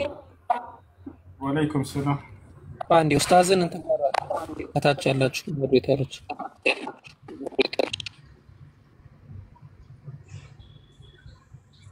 ሰማላው ኡስታዝ አሰላሙ አለይኩም ቢስሚላህ ወአለይኩም ሰላም ይሰማል እስቲ አሁን እንትን ይላል ያስተጋባል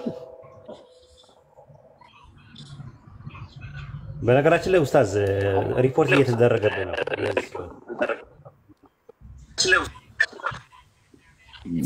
አው ልጆች ኮፒሊንግ አድርጉ ኢንሻአላህ ታውንም እስቲ ወደ 1 ሚሊዮን ወደ 2 ሚሊዮን ምናምን አስገቡት ያጀማ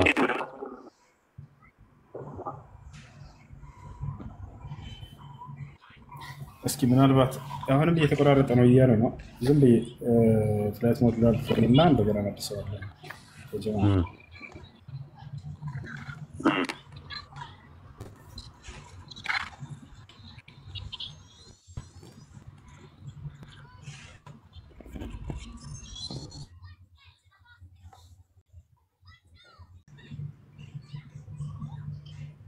እስኪ አሁን ቀጥል ኡስታዝ ተከሰማ እሺ ልጅቷ ካለች አስገባት ትንሽ ተሻለ መሰለኝ ይደራረባል አሁን የኔ ድምጽ አሁን ትርትል ይሰማ ኦኬ በቃ ልጅቷን አስገባትና ካላችሁ አስገባት አሜን ካለሽ ግቢ ተመሳሳይ አርጊመንትም ባይብል ላይም ስላለ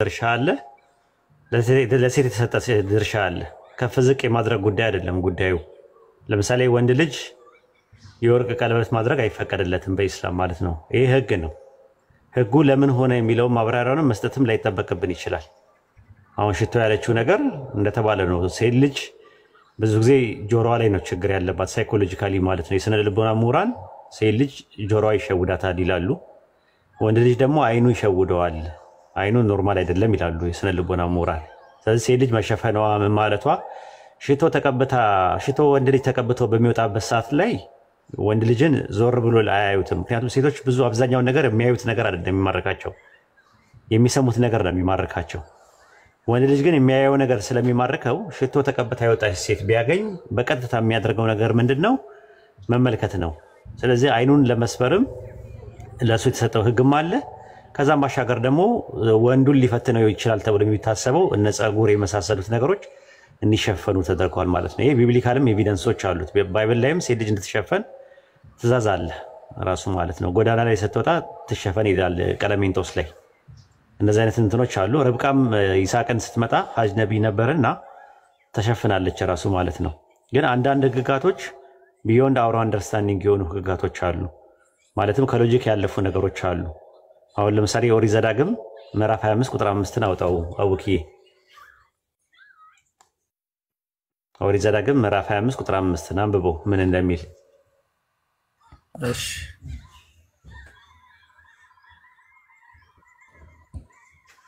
ኦሪት ዘዳግም 5 ቁጥር 25 ቪዲዮ ልክፈት ወይስ አንብበው ዝም ብለህ አንብበው ከፈለክ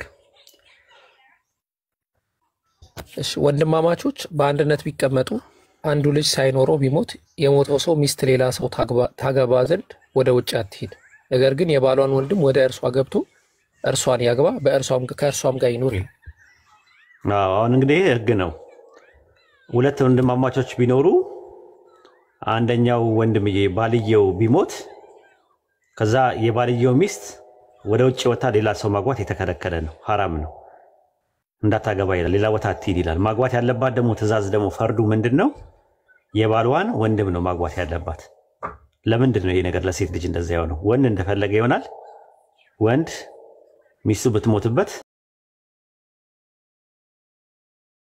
የሚስቱን እህት ታግባ የሚል ትእዛዝ የለም ለሴት ግን እንደዛ አለ ይሄንን ሎጂካሊ የሚመልስልኝ ክርስቲያን ካለ ይግባና ይመልስ አሜን ብትኖር ይህችን ጥያቄ ብታስተናግድ ጥሩ ነው ከታች ያላችሁ ክርስቲያኖች ትችላላችሁ መመለስ ይሄን ትችላላችሁ ከታች ክርስቲያኖች ካላችሁ መልሱ ከታች ያለው ኦኬ ዋላ አለ እኔ እንኳን አልመልስም። ለምን ሌላ ጥያቄ ነው ያለኝ። ለምን አትመልስም? መልሱ ከዚህ በፊት አልተማርኩትም። ያው እንትን አልኩትም እና ኦኬ ጥሩ ዋላ ትመልሰዋለህ? ኧረ እኔ አይመለከተኝም። ይሄ እንደው ምን የራሴ እኔ ሙስሊም ነኝ። እኔ ሌላ ጥያቄ አለኝ። ሙስሊም ነህ? ኦኬ አይ ይቅርታ አፉ በለኝ። ክርስቲያን ከመስለኝ ነው ዋላ በሚለው ነገር አይቼ ነው። በቃ ልጅቷ ከሌለች ጥያቄዎቻችሁን ለኡስታዝ ኡሱ ታቀርቡና እንትን እንላለን ማለት ነው። የመጀመሪያ ቀድሞ የገባው ክርስቲያኑ ልጅ መሰለኝ። መልሱ ጥያቄ እስልምና ላይ ነው። አዎ አዎ ዋይድ በቃ ኡስታዝ ኡሱ አለ አይደለ? ኡስታዝ አውራቸው አይ ችግር የለውም።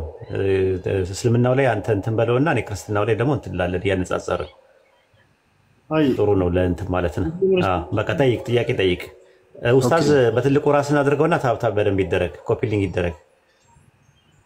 እሺ አለው እኔም አለው።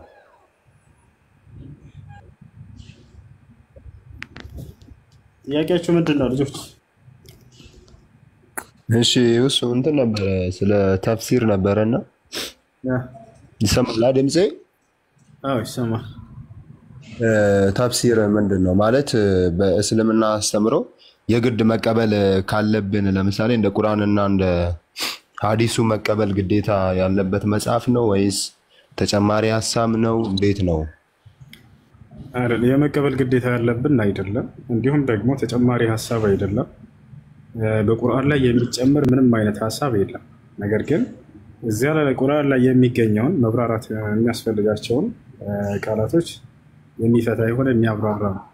በዚህ ውስጥ ላይ ተፍሲርን ስታዩ ጊዜ አንደኛ ቃሎቹን የሚፈቱ የሆኑ ተፍሲሮች አሉ። ለምሳሌ አረበኛ ቃላቶቹ ነው ፍች የሚያስፈልጋቸው ማለት ነው። የአረቦች ሊያውቋቸው ይችላሉ። ሌላው ማህበረሰብ ደግሞ አረብ ያልሆነ እነዚያን ላይረዳቸው ይችላል። እነዚህን ቃላቶች የሚፈታ አለ። ገብታችኋል? አንደኛ እሱ ነው። ሁለተኛ ሙፈሲሮች ተፍሲር ላይ ሲያስቀምጡ ጊዜ የሰዎችን ሁሉ አነጋገር እዚያ ላይ ሊጨምሩ ይችላሉ። በዚህ ላይ አይሁዶች እንዲህ ብለዋል፣ ክርስቲያኖች እንዲህ ብለዋል፣ መከሌ ሰዎች እንዲህ ብለዋል ብለው ያስቀምጣሉ። እምነታቸው ግን ምንድን ነው ከተባለ ቁርአን ላይ ያለው እምነት ነው። ገብተዋል አይደለ? ለምሳሌ አልገደሉትም አልሰቀሉትም የሚለውን አንቀጽ ያነሳና ኢማሙ ጠበሪ ወይንም ኢብኑ ከሲር ሌሎች ወቃለት ልየሁድ ወቃለት ነስ አይሁዶች እንዲህ ብለዋል፣ ክርስቲያኖች እንዲህ ብለዋል፣ ወቃለት ጣይፈቱ ሚነናስ ከሰዎችም እንዲህ ያሉ አሉ ብሎ ሊዘረዝር ይችላል ያን ሁሉ። ነገር ግን የሰውየው ድምዳሜ የትኛው ነው ታዲያ የሚለውን ለማወቅ የቁርአን ላይ የሚገኘው ነው እምነታቸው። አይ አልገደሉትም አልሰቀሉትም የሚለው እንደ ምሳሌ ነው የሚነግራቸው። አሁን እዚህ ጋር ምን ያደርጋሉ ሰዎች ተፍሲር ላይ ይሄ እንዲህ የሚል ቃል አለ ቁርአኑ ጋር የሚጋጭ ብለው ያነሱላቸዋል። ታቻለ አይደል? ያ ተፍሲር ላይ ያለው ሙፈሲሩ ያነሳው ሰዎች እንዲህ ይላሉ ብሎ የሰዎችን አቅዋል ነው እዚያ ቦታ ላይ የሚያነሳው እንጂ የእርሱ እምነቱ ነው ማለት አይደለም። ያ ይሄን ያስራል። አሁን ማለት ቢፈቱትም የሆነ ምንም እንትን ለውጥ አያመጣም ማለት ነው። በቁርአኑ ላይ ቢተረጉሙትም አይተረጉሙትም። ለምሳሌ የትኛው?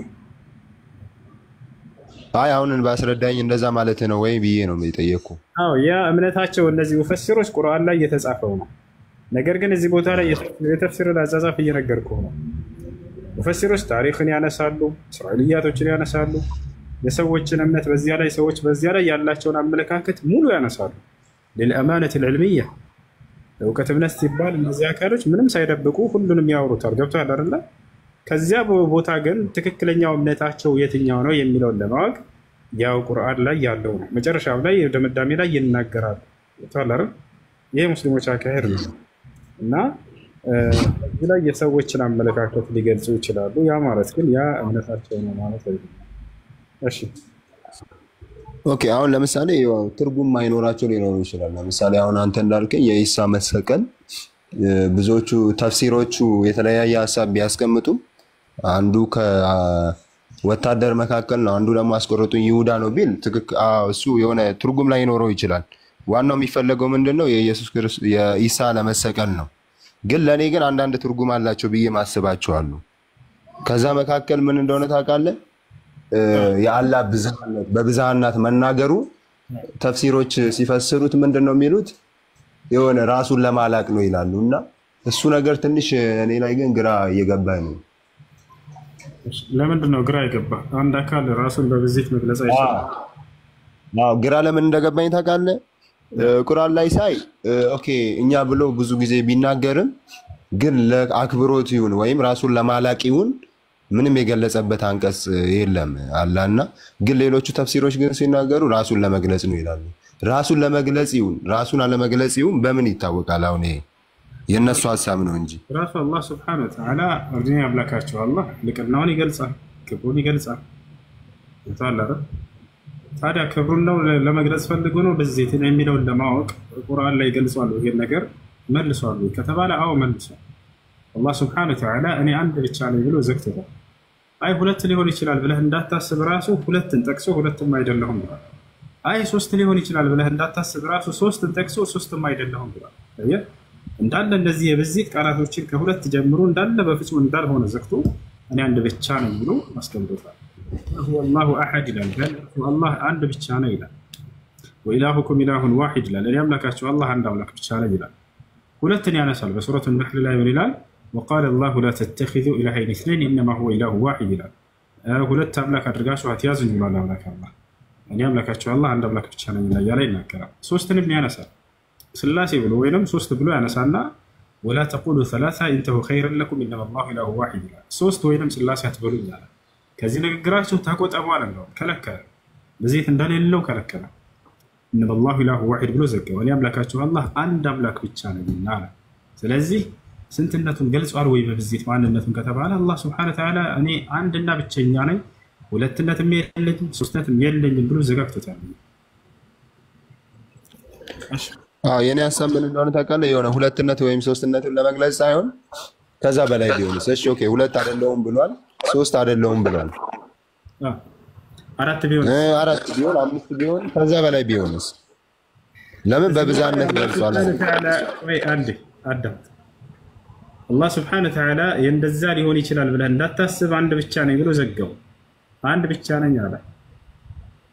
እንደው ሶስት ብሎ የሚያነሱ ሰዎች ስላሉ ለነሱ ማነሳላቸው እንደውም የስላሴያኖችን አንስቶ ነው አላህ Subhanahu Wa Ta'ala ስለመሲሁ ነው ካነሳ በኋላ እኔ አምላካችሁ አላህ አንድ ብቻ ነኝ ሶስት አይደለሁም ወጣን አንድም ሶስትም ነው ብለህ ስለምታበው ነው ማለት ነው። አዎ እንትን ነው ምን መሰለህ አንድ ነኝም እኮ ብሏል። አንድ ነኝም እንዳለው ግን በብዛነት ግን ራሱንም ገልጿል ነው ሐሳቤ እኮ። ሁለት ሐሳብ ነው የተምታታልኝ። አንድ አካል ራሱን በብዚት ስለሚጠራ ነው። አሁን ወደ መጽሐፍ እንግባ።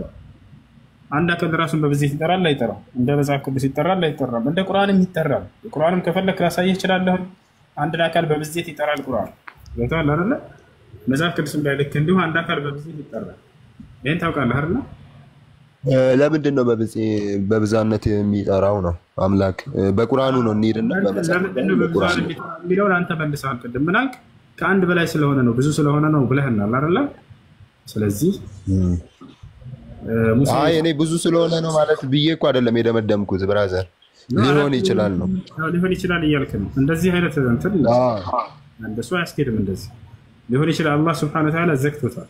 ሁለትም እንዳልሆነ ሶስትም እንዳልሆነ ዘግቶታል። ከዚያም በላይ ቁጥር ቢጠቀስ አላህ Subhanahu Wa Ta'ala አንድ ብቻ ነኝ ብሎ በተናገረ የግዴታ እኔ አምስት አይደለሁም 10 አይደለሁም ብሎ ቁጥሮችን መግለጽ አይጠበቅበትም። ብዜት እንደሌለው ከገለጸ አለቀ። የትኛውንም ብዜት የሚዘጋ የሆነ ሐስር የሆነ ቃል ነው። ኢነማ አላሁ ኢላሁ ዋሂድ ይላል።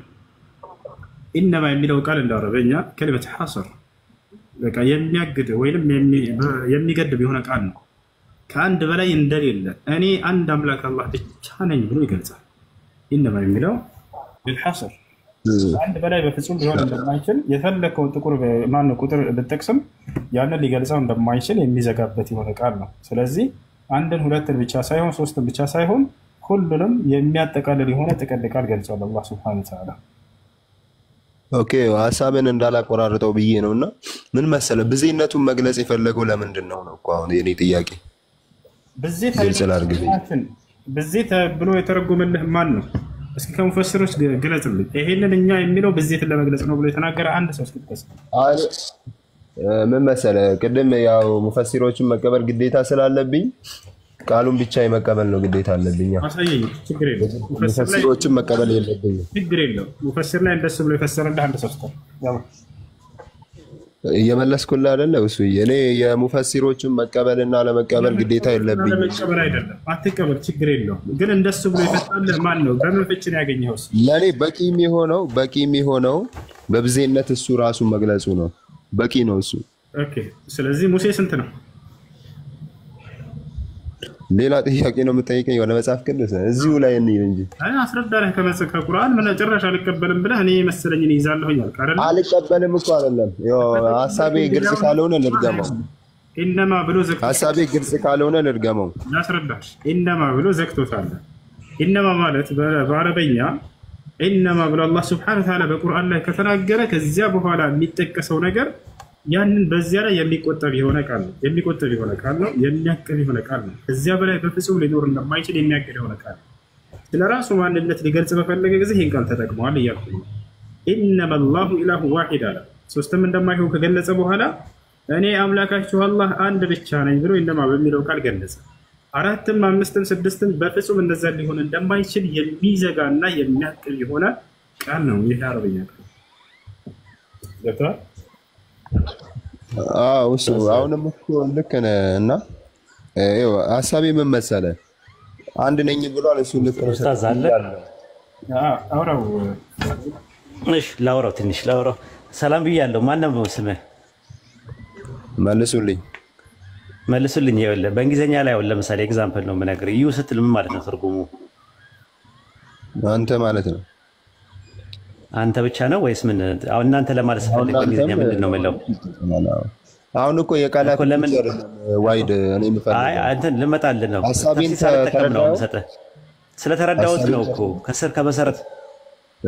ካልፈለክ አለማውራት ይቻላል፣ ችግር የለውም። ላቆም እችላለሁ እኮ ካልፈለክ ማለት እንትን መልሱን ያልፈለግከው ነገር ይመስላል። አሁን ተፍሲር አልተገለጽኩም እኔ የፈለኩት ከቁርአን ነው ብለሃል። ከቁርአን ከሆነ ደግሞ ሊንግዊስቲካል የሆነ አፕሮች ነው።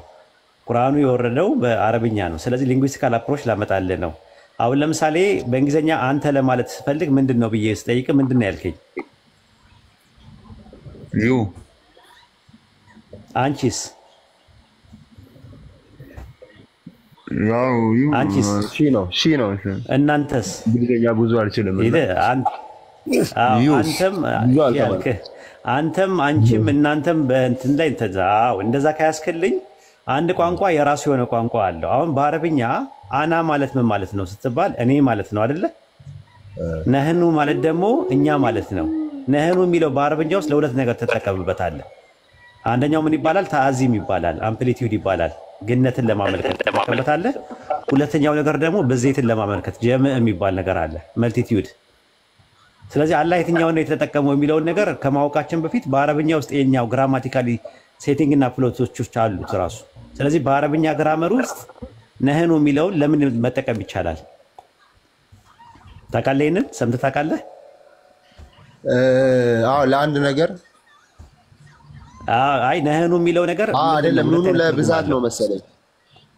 ዋይድ ነው ያለው ለታዚምና አረ ዋሂድ አረ ማታውቀው ነገር እንትናት ነህኑና ዋሂድ ይለያያል እኮ። አሁን አድጀክቲቭ እና የምትጠቀመው ያለው የደሚር ነው። እኔ ስለ ደሚር ነው ያወራው ያለሁት፣ ስለ ፕሮናውን ነው ያወራው ያለሁት። አሁን አላህ ዊ ሲል ወይም ደግሞ በአረብኛ ነህኑ ሲባል ስንት ነገር ይጠቀማል? ለስንት ነገር ይጠቅማል የሚውለው? ለሁለት ነገር ይውላል። አንደኛው ለግነት፣ ሌላው ደግሞ ለብዜት ነው የሚጠቀመው። አሁን አላህ ለግነት ነው ወይስ ለብዜት ነው? ይነፋነፋል ድምጼ ነው እያስተጋባብኝ ተቸገርኩኝ። እኔ ታብታብ አድርጉ እስቲ። ድምጼን በጣም እየሰማሁት ነው። ቆይ እስቲ እንትን ልበለ። ይሰማል? አሁን ተስተካክሏል። እና እንደዛ ነው። አንድ ቃል ለሁለት ነገር የምትጠቀምበት ነገር አለ። ስለዚህ አሁን ምንድን ነው የሚነሳው ጥያቄ? አላህ በቁርአን ውስጥ አንድ እንደሆነ ተናግሯል። አንተ ብዜት ስትል የምን ብዜት ነው ያለው? የማንነት ነው ወይስ የምንነት ብዜት ነው ብለህ ያሰብከው? እሱን ነገር አላሰብኩበትም። ቆይ ወደዛ ልሄድ ነው። በቃ እሱን ነው ብለህ አሁን ይኸውልህ የምንነት እንደማይሆን ታውቃለህ። ያው አንድ ነኝ ብሏል። አንድ አምላክ ብቻ ነው ያለው የሚል ብዙ ቦታ ላይ አለ። ምናልባት አሁን አንተ ብዜት ስትል ምንነትን ከሆነ ታሳቢ ወይም አካልን ከሆነ የምታደርገው አላህ አንድ ፐርሰን እንደሆነ ብዙ ቦታ ላይ ተናግሯል። ያንን መናገሩ የምታየው ለምሳሌ ሱረቱ ጣሃ ምዕራፍ 20 ቁጥር 14 ላይ ላኢላሃ ኢላ አና ይላል። ከእኔ በቀር ሌላ አምላክ ማንም የለም ይላል። ስለዚህ እኔ የሚለው ስንት ነው? አና የሚለው ስንት ፐርሰንት ነው የሚያሳየው?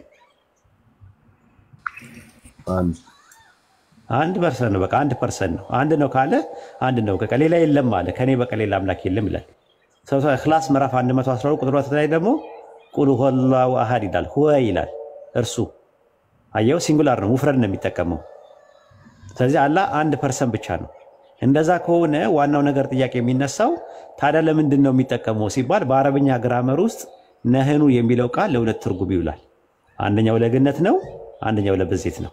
አንደኛው ተአዚም ነው፣ አንደኛው ደግሞ ጀምዕ ነው። ይሄ ነው ያለው ነገር ማለት ነው። ከዛ በኋላ የምታውቀው በምንድን ነው የምትለየው ስትል ሁለተኛ መደብ ላይ ነው። ለምሳሌ እኔ በላን ብዬ ብናገር ከሌሎች ሰዎች ከኔ ጋር ደግሞ ብዙ ሰዎች ካሉ ብዙ ፐርሰኖች ካሉ ምንድን ነው የምትለው? እንኳን በላህ ነው የምትለኝ ወይስ እንኳን በላችሁ ነው የምትለኝ? እንኳን በላችሁ። እንኳን በላችሁ ነው። ከዛ ደግሞ ለሰዎች ስትናገር ምንድን ነው? በልተዋል ነው የምትለው ወይስ በልተዋል ነው የምትለው? በልተዋል ነው የምትለው ወይስ በልተዋል ነው የምትለው? በልተዋል። በልተዋል። እኔ ለብቻዬ በልቼ አሁን በላን እንዴት ነህ ታዲያስ ምናምን ስትለኝ አለን እላለሁ በአማርኛ አይደለ? ብቻዬን ሆኜ ማለት ነው። ታዲያስ ወይ እንዴት ነህ ስትለኝ አለን እላለሁ። ደህና ነህ ስለው አዎ ደህና ነኝ ትላለህ እና አለን ትላለህ። አለን ስትል አለው በማለት ፋንታ አለን ለምንድን ነው አማርኛ ላይ የምትጠቀመው ምንም ሰው ሳይኖር? ያው እንትን ነው ታውቃለህ። አንዳንዴ ያው ይሄ ጊዜ ቋንቋዎች ምናምን ለግነት ቋንቋ ለግነት ተጠቀምበታለህ። አዎ አሁን ምንድነው ፖይንቱ? አላህ ታዲያ ለብዜት ነው ወይስ ለግነት ነው የሚለው መጠቀም የምትችለው የምታውቀው በምንድን ነው? አላህ ሁል ጊዜ ስለራሱ ሲያወራ አንተ እያለ ነው የሚያወራው። አንተ በአማርኛ አንተ የሚባለው አንቱም ተብሎ አያውቅም አለ። በሁለተኛ መደብ ስለ አላህም ሲያወሩ ነቢያቶችም ምን ብለው ነው? ሁወ ነው የሚሉት፣ እርሱ ነው የሚሉት። ሁም አይሉም፣ እነርሱ አይሉም። ስለዚህ አላህ ጋር ከአንድ በላይ የሆነ መልቲፕል ፐርሰን እንደሌለ የምታውቀው እነርሱ ተብሎ ተጠርቶ አያውቅም፣ እናንተ ተብሎ ተጠርቶ አያውቅም። በዛ ማወቅ ይቻላል ማለት ነው፣ ግራማቲካሊ ስትመለከተው ማለት ነው። በሀገራችን ሩቅ ሳትሄድ ታላቅ ሰዎችን ስታገኝ እርሶ እያልከ ነው የምታወራው። ከዛ በኋላ ደግሞ በሶስተኛ መደብ ደግሞ ስለሌላ ሰው ስታወራ እሳቸው እያልከ ነው የምታወራው። ስለዚህ አሁን ምንን ነው የሚያመለክተው ሲባል አክብሮትን ነው። ያ ማለት አንተና እርሱ የምትለው አነጋገር ማዋረድ ነው ማለት አይደለም። ትርጉሙ ማላቅን ነው የሚያሳየው። ምናልባት ሀሳብን አግኝቼ ከሆነ ከዛ በኋላ ኡስታዝ እንዳለው ወደ ባይብል ውስጥ ደግሞ እንገባለን ማለት ነው። ምናልባት እንትን ካለ ባይብል ውስጥም እንደዚህ አይነት የሚጠቀሙ ሰዎች አሉ ኢቨን ማለት ነው። ግራማ ልክ ነው። አሁን በቋንቋ ደረጃ የምትሄድ ከሆነ እኮ ትክክል ነው። የኔ ጥያቄ ግን በቋንቋ ደረጃ አይደለም የምጠይቀው። በቁርአን እኮ ማስረጃ ነው የሰጠው። ከቁርአን ነው የሰጠው። የቁርአን ማስረጃ ምንድን ነው የሰጠው? ቁርአን ራሱ የወረደው በምንድን ነው ይላል? በምን አረብኛ ነው የወረደው ይላል? በአረብኛ። በምን ቋንቋ ነው የወረደው ይላል? በአረብኛ ግራመር ነው የወረደው። ስለዚህ አላህ ያንን አረብኛውን ግራመር ተጠቅሞ ነው እኛን ኮሚኒኬት ያደረገ ማለት ነው። አረብኛ ቋንቋ ተጠቅሞ ኮሚኒኬት ካደረገን በአረብኛ ላይ በመጀመሪያ መደብ ላይ አና የነበረው ነህኑ ተብሎ ሲቀየር ለሁለት ነገር ጥቅም ላይ ይውላል። አንደኛው ተአዚም ይባላል፣ አንደኛው ደግሞ ጀምዕ ይባላል። አንደኛው ግነት ይባላል፣ አንደኛው ደግሞ በዜት ይባላል። ይሄ ነው ያለው ትምህርታችን ማለት ነው። ሊንጉስቲካል አፕሮች ነው የተጠቀምነው። ተፍሲር አልተጠቀምንም። ተፍሲር ሂስቶሪካል አፕሮች ነው። አይተህ ከሆነ ሄርሜኔቲክስ የሚባል ነገር አለ። የስነ አፈታት ጥናት ላይ ሊንጉስቲካል የሆነ አፕሮች አለ፣ ግራማቲካል የሆነ አፕሮች አለ፣ ቴክስቹዋል አፕሮች አለ፣ ኮንቴክስቹዋል አፕሮች አለ። አሁን እስካሁን ድረስ የተጠቀምነው ሂስቶሪካል አፕሮች አልተጠቀምንም። ሂስቶሪካል አፕሮች ማለት ሙፈሲሮች በዚህ ዙሪያ ላይ የሰጡትን ማብራሪያ ከሰበበ ኑዙል የሚባል ምናምን ነገር አላመጣንም። እስካሁን ያመጣነው ምንድነው? ሊንጉስቲካል የሆነ አፕሮች ነው። አውዱን ተመለከትን። ምን መልቲፕል ፐርሰን አለ ወይ እሱ ጋር ብለን ስንል የለም። መልቲፕል ፐርሰን ከሌለ ብዜትን ሊያመለክት አይችልም፣ ግነትን ነው የሚያመለክተው ብለን አለ። ከቋንቋ አንጻር በሀገራችን ያለው እና አንተ ብለህ የምትለውን ሰውዬ እርሶ ብለህ ስታከብረው እርሶ ትለዋለህ። አንዳንድ ጊዜ የእድሜ እኩያውም ሆኖ በጣም በእውቀት የምናከብራቸውን ሰዎች እርሶ እንላለን። እርሶ እያልን እናወራቸዋለን፣ እሳቸው እያልን እናወራለን። ያ ምንድን ነው የሚያሳየው? አክብሮትን ለማሳየት እንጠቀማለን። አንተ ብቻህን ሆነ እንዴት ነህ ወሂድ ስትለኝ አለን እላለሁ፣ ብቻዬን ሆኜ ገባ። አለን አትልም፣ አለው አትልም፣ አለን ነው የምትለው በአማርኛ ላይ። ግን አለን ስል ከበስተኋላ ማንም ሰው ከኔ ጋር የለም። እንደዚህ አይነት ነገሮች አጠቃቀሞች አሉ። እና ዳንኤል ምዕራፍ 2 ቁጥር 36 ላይ ስትመለከተው ህልም የሚተረጉምለት ለናቡከደነፆር ህልም የሚተረጉምለት አንድ ሰው ታጣ ይላል። አንድ ፐርሰን ታጣ። መጨረሻ ላይ ዳንኤል ገባ። ከገባ በኋላ አንድ ሰው ተገኝቶ በንጉሱ ፊት አስገቡት። ከዛ የህልሙን ነገር ከነገረው በኋላ ምን አለ? ህልሙን የህልሙን ፍቺ በንጉሱ ፊት እናገራለሁ ነው ያለው ወይስ እንናገራለን ብሎ ነው የተናገረው? ዳንኤል 2:36 ላይ አንብበው ወይስ አለ ከፈለክ አንብበው፣ ግን እኔ በቃሌ ነው የምነግርህ። ፍቺውም በንጉሱ ፊት እንናገራለን አለ። እናገራለሁ አይደለም ያለው፣ እንናገራለን አለ። ለምንድን ነው እናገራለሁ በማለት ፋንታ እንናገራለን የሚለውን የተጠቀመው?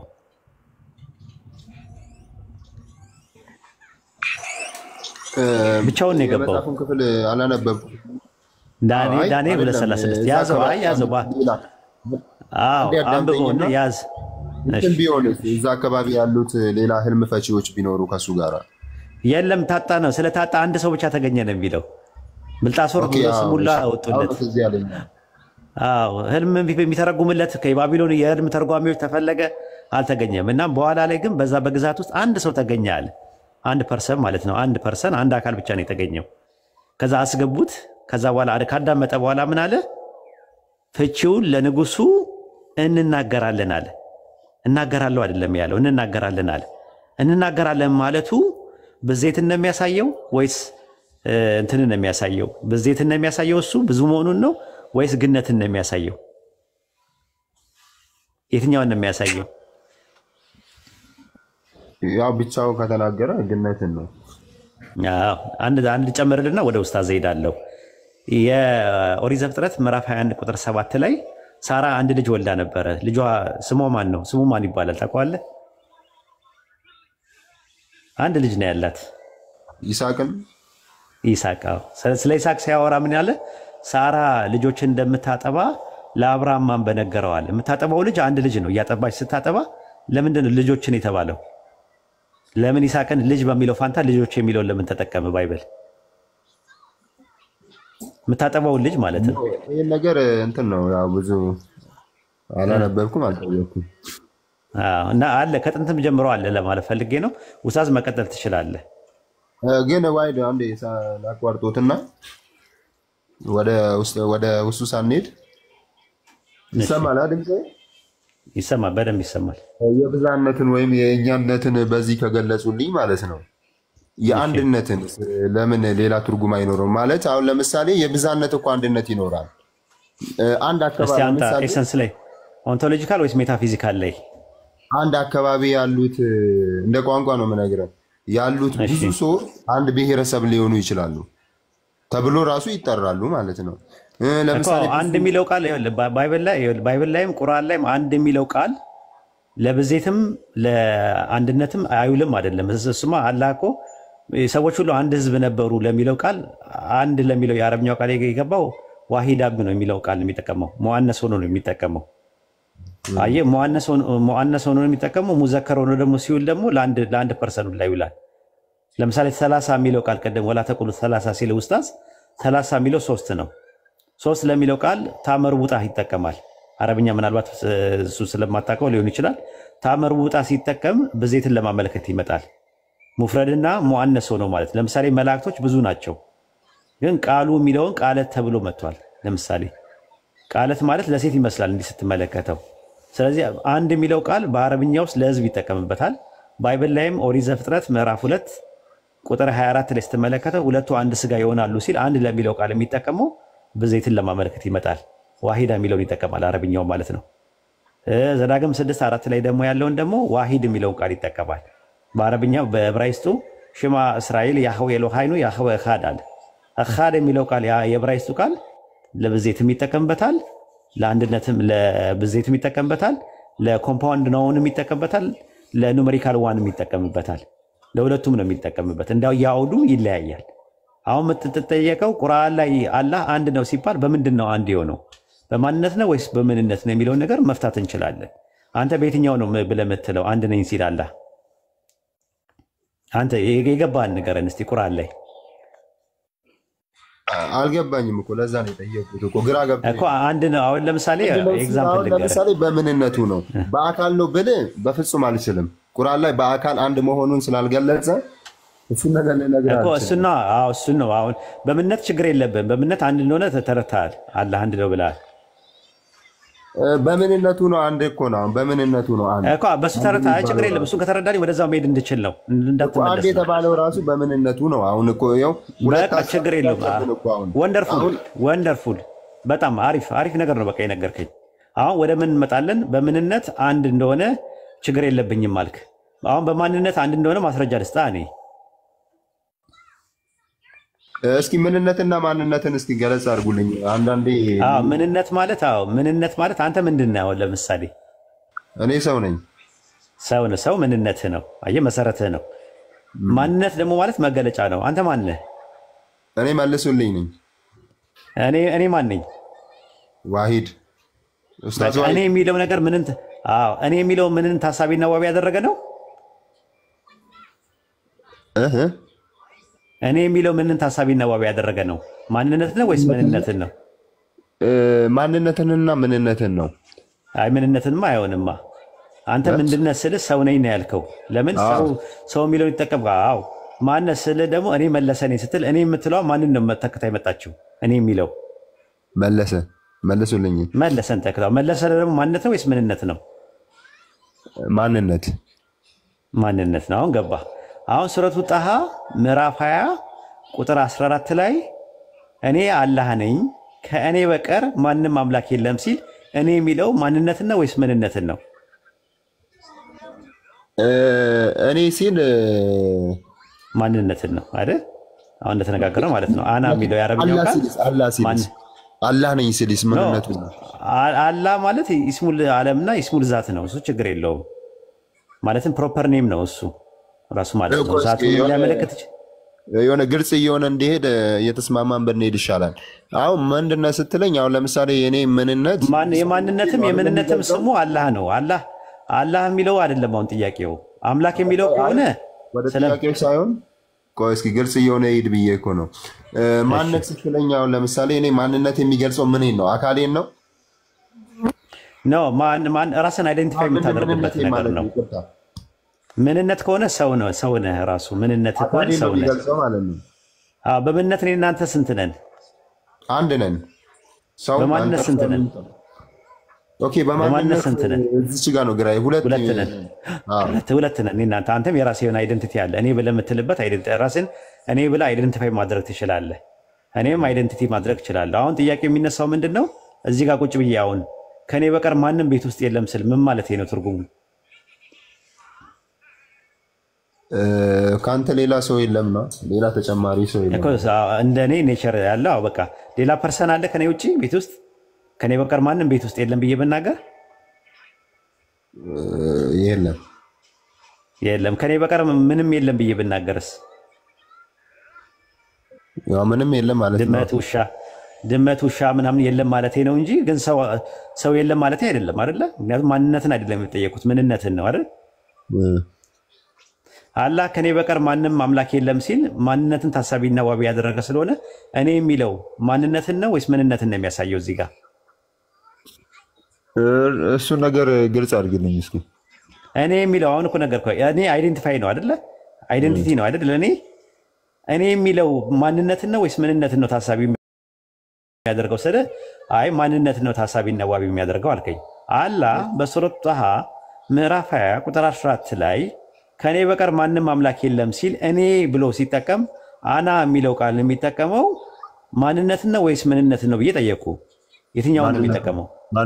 ማንነትን ነው። ስለዚህ ከኔ በቀር ሌላ ማንም የለም ካለ በቀር የምትለዋ ነገር አድቨር ወይም ደግሞ ተውሳከ ግሷ ከሱ ውጪ ሌላ ፐርሰን የሚባል ነገር አምላክነት ያለው ፐርሰን እንደሌላ አያሳይም? ያሳያል።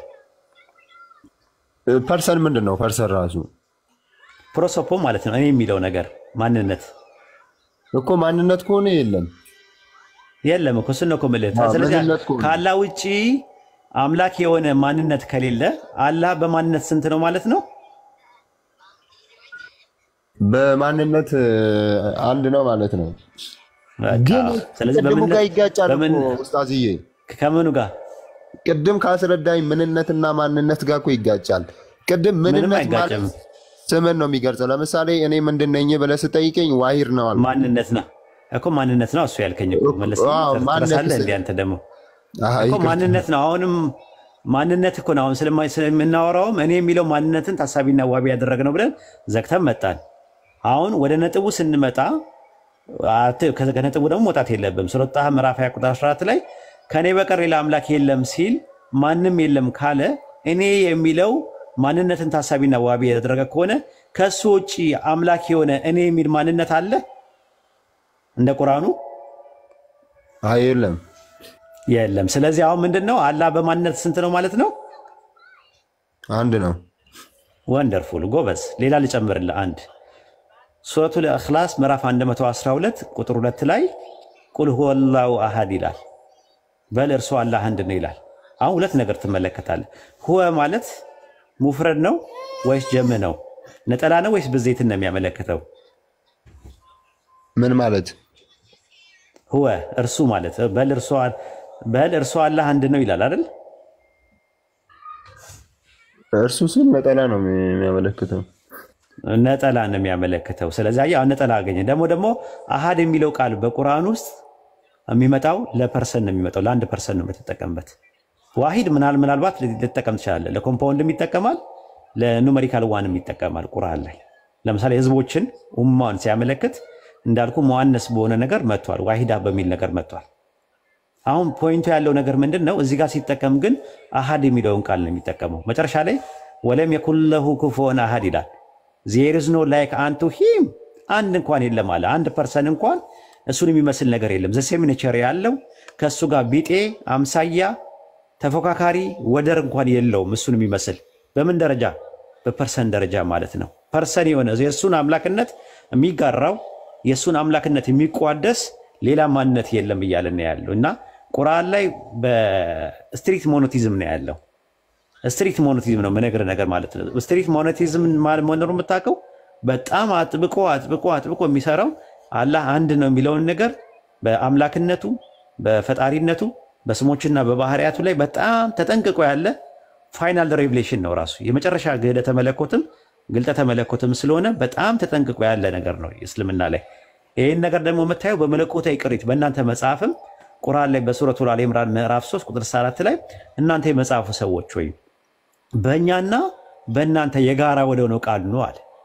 ሱረቱል አንከቡት ምዕራፍ 29 ቁጥር 46 ላይ ደግሞ ይላል የመጽሐፉን ሰዎች መልካም በሆነ ክርክር እንጂ አትከራከራቸዋል፣ እነዛ የበደሉ ሲቀሩዋል። ነገር ግን ምን በላቸዋል? አምላካችሁ አንድ አምላክ ነው፣ እኛ ደግሞ ለእርሱ ታዛዦች ነን በሏል። የእናንተም አምላክ እኛንም አምላክ የፈጠረን አንድ አምላክ ብቻ ነው በላቸዋል። አምላካችሁ አንድ አምላክ ብቻ ነው፣ ወደ እኔ የሚወርድልኝ ራእይ ነው ብሎ ነው ረሱል ሰለላሁ ዐለይሂ ወሰለም እንዲናገሩ አላህ የነገራቸው ማለት ነው። ያንን የእናንተ መጽሐፍ ላይ በመለኮታዊ ቅሪት ላይ ስትመለከተው አንድ የሚለው ቃል ባይብል ላይ አለ።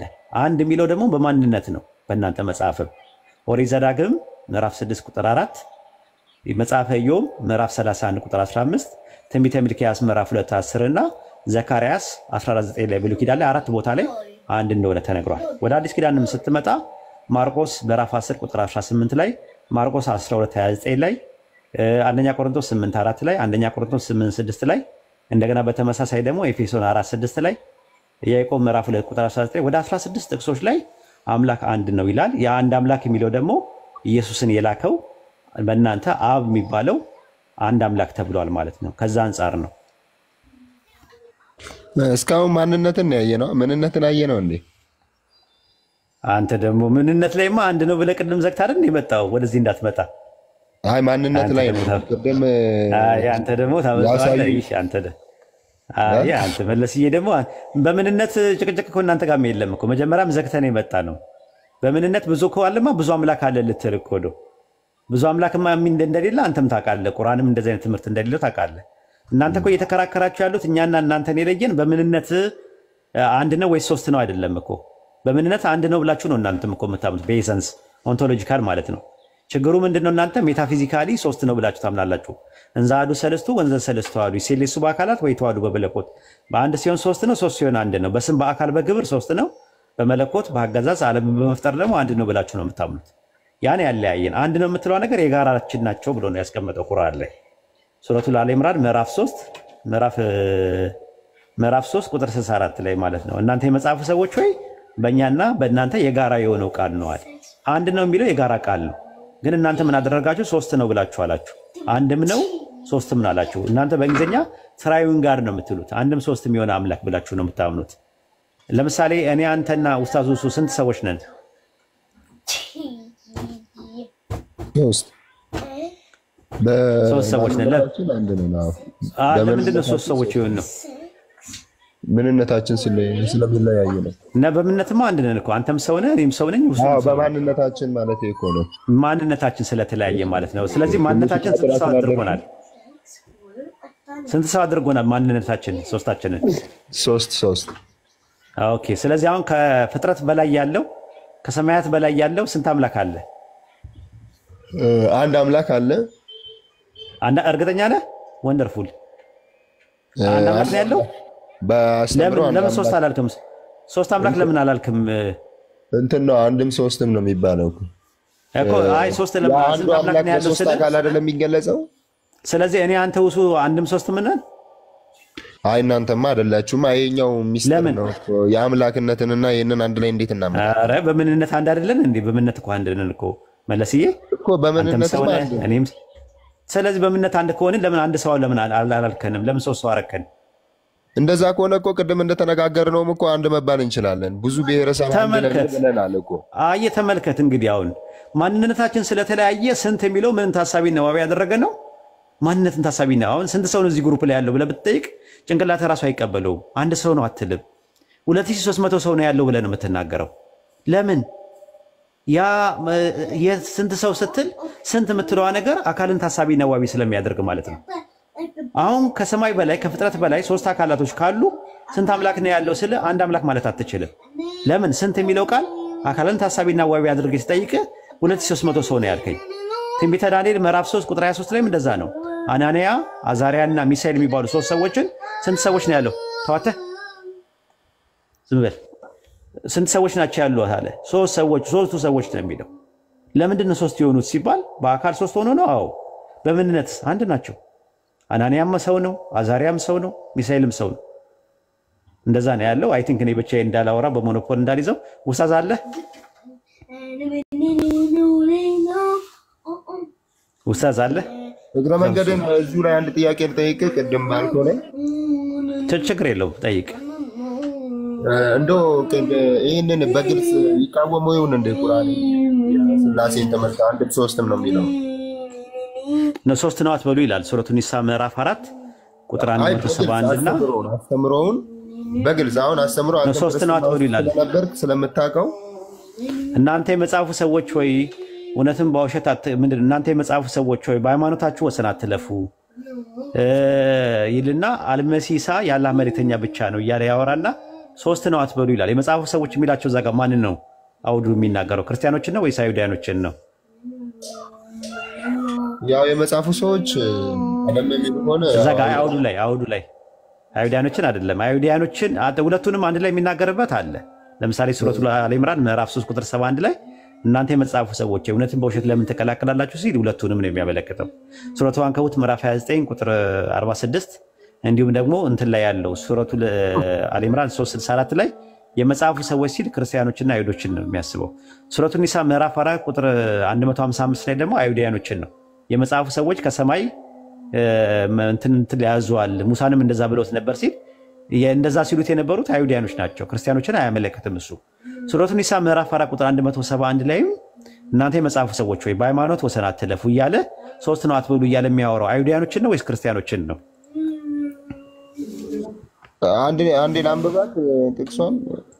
እሺ አንብበው። 371 አቡኪ ያለ ጥቅስ የሚያወጣልን ሰው አንድ ሰው ቢኖር ደግሞ ጥሩ ነው እንዲያገዝ። አቡኪ ያለ የኢምራን ቤተሰብ ነው ያልከኝ? ሱረቱ ኒሳ ምዕራፍ 4 ቁጥር 171 ከኢምራን ቀጥሎ ማለት ነው። ከኢምራን ቤተሰብ ቀጥሎ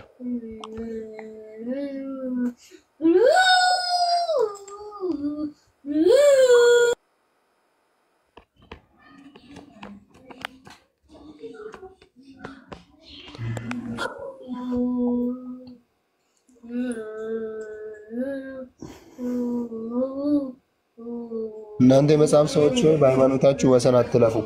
እነዚህ የመጽሐፍ ሰዎች የሚለው ማንን ነው ኡስታዝ? አንብቦ ስታነበው ሙሉን እዛ ላይ 171 ሙሉ ስታነበው እነማን እንደሆነ ትረዳለህ በቀላሉ። በአላህ ላይም እውነት እንጂ አትናገሩ። የማርያም ልጅ አልመሲህ ኢሳ የአላህ መልእክተኛ ወደ ማርያም የጣላት የሆነውን ቃሉንም ከእርሱ የሆነውን መንፈስ ብቻ ነው።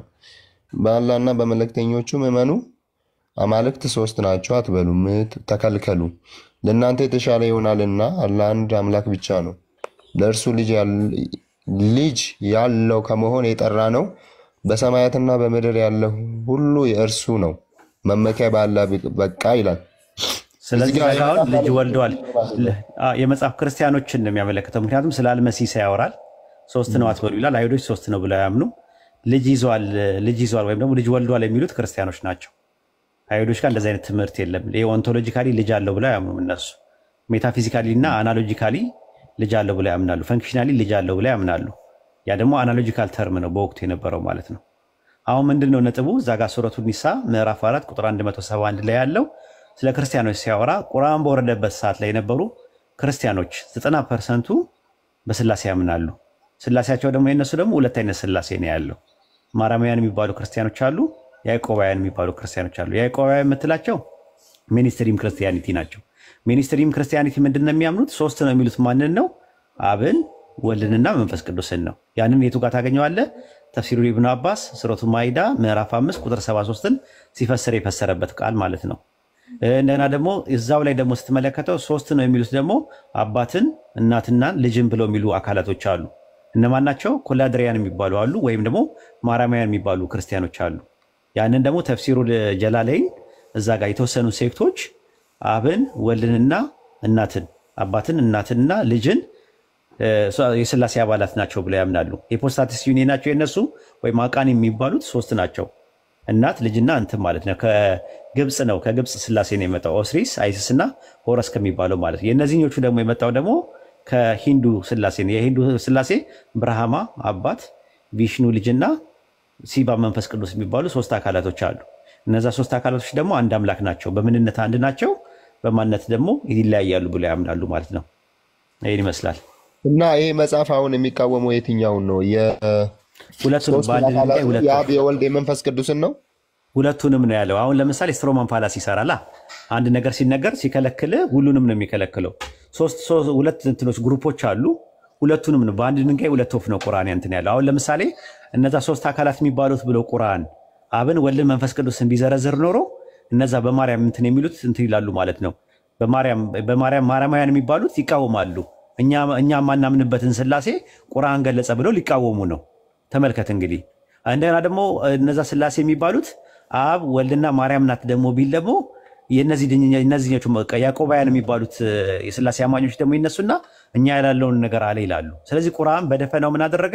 ሶስት ነው አትበሉ አላቸው ክርስቲያኖችን፣ በወቅቱ የነበሩ ክርስቲያኖችን ሶስት ነው አትበሉ አላቸው። 90% በስላሴ የሚያምኑትን ክርስቲያኖች ሶስት ነው አትበሉ አላቸው። ስለዚህ ሶስት ነው አትበሉ ሲላቸው የጋድ ሄድ ውስጥ ያሉት ሜምበር ውስጥ ያሉት ሶስት አካላቶች እነማን ናቸው የሚለውን ነገር በአንድ ድንጋይ ሁለት ወፍ ነው የመታው። ሶስት አትበሉ የሚለው ራሱ በምንድን ነው? አሁን እኮ በማንነት በአካልም ይሁን በምንም በመለኮትም ይሁን ስላልገለጸው 30 የሚለው ቃል አካልና ታሳቢው ነዋዩ የሚያደርገው 30 የሚለው ቃል ታመጣ ሆኖ ነው የመጣው። በምን ይታወቃል? ጀመ ሆኖ ነው የመጣው። ቅንፍ ውስጥ የተጨመረ ነው የሚለው አማልክት የሚለው በቅንፍ ያለው ነገር ነው። እናንተ አማልክት ስለምትሉ ማለት ነው። ለምሳሌ ዘፍጥረት አንዳንድ ላይ በረሺት ባራ ኤሎሂም ኤታ ሸማኢም ቬታ አሬስ ይላል አይደል? በመጀመሪያ ኤሎሂም ሰማይና ምድርን ፈጠረ ይላል አይደል? ዘፍጥረት አንዳንድ ላይ አማልክት የሚለውን ኤሎሂም ማለት ምን ማለት ነው? ትርጉሙ ታውቀዋለህ? አማልክት ማለት ነው። አማልክት የሚለውን ለማን ነው የምትጠቀሙት እናንተ? አማልክት የሚባለው ያው ለሌሎች አካላት አማልክት አጋማኛ ዘፍጥረት አማልክት በመጀመሪያ ሰማይና ምድር ፈጠረ ሲል ዘፍጥረት አንዳንድ ላይ አማልክት የሚለው ለማን ነው የምትጠቀሙት እናንተ? ያው እኔ እዛ ላይ አልከራከርም። አማርኛው ላይ እግዚአብሔር በመጀመሪያ ሰማይና ምድርን ፈጠረ ነው። አይ እሱማ በአማርኛው ነው ያስቀመጠው። በዕብራይስጡ ግን ኤሎሂም የሚለውን ቃል ለስላሴ ነው የምንጠቀመው ብላችሁ ለስላሴ ማስረጃ አድርጋችሁ አትጠቀሙም እናንተ በትምህርታችሁ ውስጥ? አይ እኔ እሱን አልከራከርም። ያው እንትንን ስለማላውቅ አይ በትምህርታችሁ ውስጥ የለም እኮ ነው። አሁን ዘፍጥረት አንዳንድ ላይ ኤሎሂም በመጀመሪያ ሰማይና ምድር ፈጠረ ሲል ኤሎሂም ማለት አማልክት ማለት ከሆነ ትርጉሙ አማልክት የሚለውን ቃል ለሶስቱ አካላት ትጠቀሙበታላችሁ ወይስ አትጠቀሙበትም? ይሄ ነው ጥያቄው በትምህርታችሁ ላይ።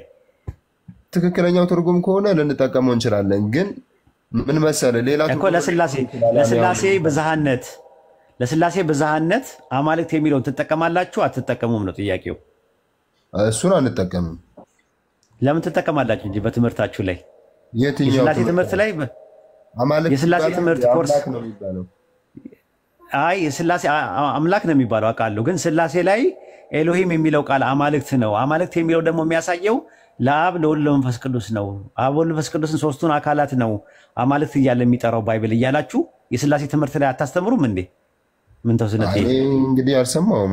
ኡስታዝ ሶኬት እንደሰማሁ አንተ ደግሞ አንተ አልሰማውማ ማስረጃ መሆን አይችልም እኮ በጠይቀና ይሄን። ስለዚህ ቁርአን አሁን ኤኒዌይ እኔ እኮ የጠየቅኩ ምንድን ነው? እኔ አሁን በመጽሐፍ ነው የመጣሁልህ። ሱረቱ ኒሳ ምዕራፍ 4 ቁጥር 171 ላይ አማልክት የሚለው በቅንፍ ውስጥ ነው ያለው።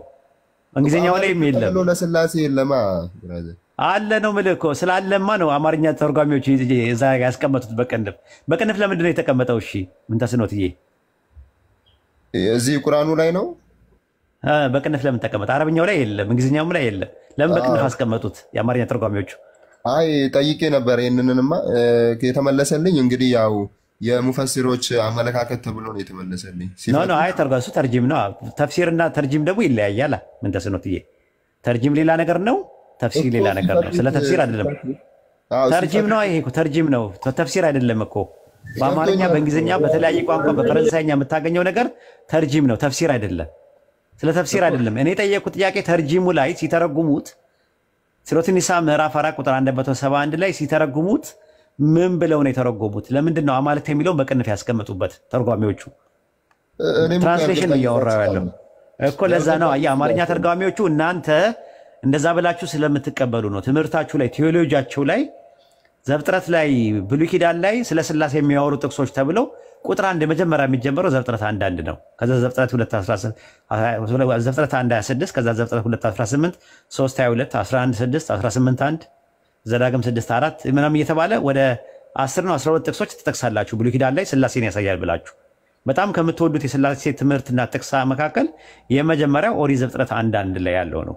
ዘፍጥረት 1:1 ላይ በመጀመሪያ ኤሎሂም ሰማይና ምድርን ፈጠረ ሲባል ኤሎሂም የሚለው ቃል አማልክት የሚለው ስላሴን ያሳያል። ባራ የሚለው ነገር ቃል ወይም ደግሞ ፈጠረ የሚለው ቃል ደግሞ አንድነታቸውን ያሳያል። አንድነትና ሶስትነትን ያሳያል ብላችሁ ከምታስተምሩ ትምህርት በቴዎሎጂ ደረጃ መካከል የመጀመሪያውና ግንባር ቀደሙ ዘፍጥረት 1:1 ነው። ስለዚህ ከዚህ አንጻር እናንተ ሶስት ነው አትበሉ ሲል አማልክት ሶስት ነው አትበሉ ሲል አማልክት የምትሉት አብን ወልድን መንፈስ ቅዱስን ሶስት ነው አትበሉት፣ አላህ አንድ አምላክ ብቻ ነው እያለ ነው ያለው። በሱረቱ ማይዳ ምዕራፍ 5 ቁጥር 73 ላይ ደግሞ አላህ የሶስት ሶስተኛ ነው ያሉ ካደዋል። ከሶስቱ አንዱ ነው ያሉ ዋን ኦፍ ስሪ ብሎ ከሶስቱ አንዱ ነው። ወይም ደግሞ በጋዴድ ውስጥ ያለው አንድ ተብሎ የሚባለው ኢየሱስን የላከው ዘፋዘር የሚባለው ብላችሁ እናንተ የምትሉት በእኛ አላህ ብለን የምንለው አላህን ከሶስቱ አንዱ ሳይሆን አንድ አምላክ ብቻ ነው። እሱ ነው አንድ አምላክ እንጂ እሱ ከነዚህ ከሶስቱ አባላቶች ውስጥ አንድ ችግር የለውም። አይ እኔ እንደውም ትንሽ ግራ ይገባኝ እንደዚህ አይነት የትምህርት ሰፊነት እያለ እያወቀ አምላክ ለምንድን ነው በግልጽ ስለ ማርያምም ማለት ቅድም ስለነገርከኝ ሁለት አመለካከት አለ። ሁለቱንም ማስቀመጥ አይጠበቅበትም። እሺ አይ እኔ እንደኔ እንኳን ያው የአምላክ ቃል ስለሆነ ቢያስቀምጥ ምን ችግር አለው የሚል ሀሳብ አለኝና ደፍሮ ለምን አላስቀመጠም የሚል የአብን የወልድን የመንፈስ ቅዱስን ስማቸውንም ገልጾ ያንንም የስላሴውን ትምህርት ተቃውሞ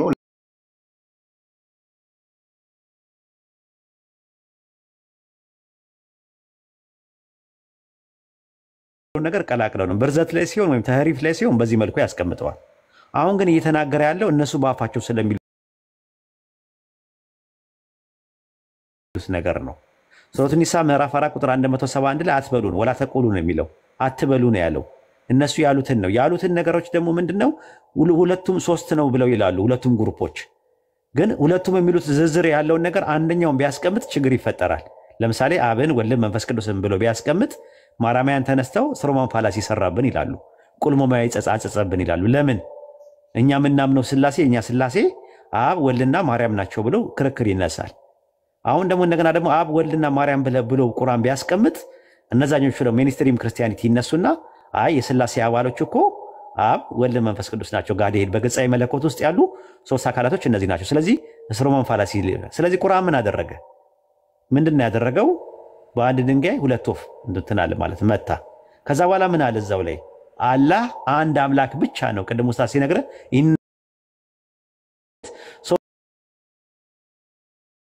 ሶስት የሚባለው ፐርሰን ወይም ሶስት የሚባለው ጋዴድ ውስጥ ሂፖስታቲስ ዩኒየን የሚባለው ነገር ወይም ደግሞ ፕሮሶፖኖቹ ሶስቱ ፕሮሶፖኖቹ ትክክል አይደሉም ብሎ ነው ያስቀመጠው። ስለዚህ በእናንተ ሶስት ፕሮሶፖን አለ አይደለ? ምን ተሰኖትዬ? ሶስት ፕሮሶፖን አለ። ስለዚህ ሶስት ፕሮሶፖኖችን መጥቶታል። በቃ አለቀ። እና ማንኛውም ሰው ሲመጣውን ሶስቱ ፕሮሶፖኖች ከሌ ነው ካለ ቁርአን በአንድ ድንጋይ ሁለት ወፍ መጥቷል ማለት ነው። ሙፈሲሮቹ ደግሞ ከሌ እንደዚህ ብለው ያምናሉ፣ ከሌ እንደዚህ ብለው ያምናሉ ብሎ ሁለቱንም ግሩፖችን ደግሞ አስቀመጡልን። ቁርአን ግን በጥቅል ነው ያስቀመጠው። በጥቅል በግርድፉና በሌጣው አስቀምጦልናል። ተፍሲር ላይ ደግሞ ደርዝና ፈርጅ ባለው መልኩ ተቀምጧል ማለት ነው። ይሄን ይመስላል። አይ የሌላ ሰውን ቦታ እንዳልይዝ አመሰግናለሁ። ግን እንደ ሐሳብ ትንሽዬ ነገር ልናገርና ምን መሰለህ፣ አሁንም እኮ መናገራቸው አይቀርም እነሱ። እኔም ብሆን እናገራለሁ። ለምን እንደሆነ ታውቃለህ? ቁርአን የኛን ስላሴነት አልተቃወመም ብሎ ቢናገሩ ራሱ እኔ እንጃ ምንም እንትን አይሆነ ስህተት አለባቸው ብዬ አላስብም። ለምን ክርስቲያኖች አላ ክርስቲያኖች ብሎ እስካለ ድረስ ክርስቲያኖችን ብሎ የመጽሐፉ ሰዎች ብሎ ስፔሲፊክ አድርገው ክርስቲያኖች እስካለ ድረስ ክርስቲያኖች እንደዛማ ከሆነ እኮ እንትኖችም ይነሳሉ እኮ አንዳንድ ጊዜ ጆባዊትነቶች ይነሳሉ። እንደኛ እኮ በስላሴ አናምንም ለምንድን ነው ክርስቲያኖችን የሚቃወሙ ብሎ አንዳንዴ ይቃወማሉ። እንደ አይነት ነገር ተቃውሞም ይደርሳል ድረስ በስላሴ የማያምኑ ክፍሎች እንዴት ክርስቲያኖች ይላሉ እኮ እኛ አለን ምናምን ይላሉ። ቁርአን መምታት የሚፈልገውን ነገር መጥቷል። የመጽሐፉ ሰዎች ሲል ክርስቲያንና አይሁዶችን የሚያመለክትበት ቦታ አለ። ከዛ ክርስቲያኖችን ብቻ የሚያመለክትበት አለ። ከክርስቲያኖችም ደግሞ ስፔሲፋይ አድርጎ ስሞልስ ፓርቲክል ፊርቃዎችን የሚያሳይበት አለ። አንጃዎችም ማለት ነው። ሴክቶችና ዲኖሚኔሽን የሚባሉትን ሊያመለክት ይችላል ማለት ነው። እና በደንብ አጥና። ሌላ ጊዜ የፈለግከውን ጥያቄ ሊስታውት አድርግና በወረቀት ላይ ጻፍና ናና ማንኛውም ጥያቄ እናስተናግድ። ፎሎ አድርገኝ። በነገራችን ላይ አድርጌያለሁ። ኧረ ቆይቻለሁ። በቃ ፎሎ አድርግና እንትን በለኝ። ላይቭ ስንገባ ኡስታዝ ሱም ቤት ሲሆን እኔ ቤት ከከፈትኩኝ ሌላም ቦታ ከከፈትኩኝ መማማር መነጋገር እንችላለን። የፈለከውን ጥያቄ በክርስትናም በእስልምናም ዙሪያ መጠየቅ ትችላለህ። የጥያቄ ፉንጋ የለውም። እንደ ዳገት የሚያዳገት እንደ ቁልቁለት የሚያሽቆለቁል የሚባል ጥያቄ የለውም። ጥያቄ እንደ ጥያቄነቱ ከመጣ መልስ መስጠት ግድ ይላል ማለት ነው። እህል ቅጠል አይደለም የሚባል ጥያቄ የለውም። በጨዋ ደም በጨዋ ስርዓት መጥተው ለሚጠይቁን ለማንኛውም ሰዎች መድረካችን ክፍት ነው። እሺ እሺ እሺ እሺ። እናመሰግናለን። ኡስታዝ አለ። ሰላም አለይኩም። እንዴት ቆዩ? ማለት ሁሱ ሰላት ምናምን ሄዶ እንዳይሆን ለዚህ ለወገናችን ኡስታዝ ጋር ሲያወራ ለነበረው ወገናችን ወጣ ትንሽ ሐሳብ ልጨምርለት ነበር። ትንሽ ሐሳብ ልጨምርለት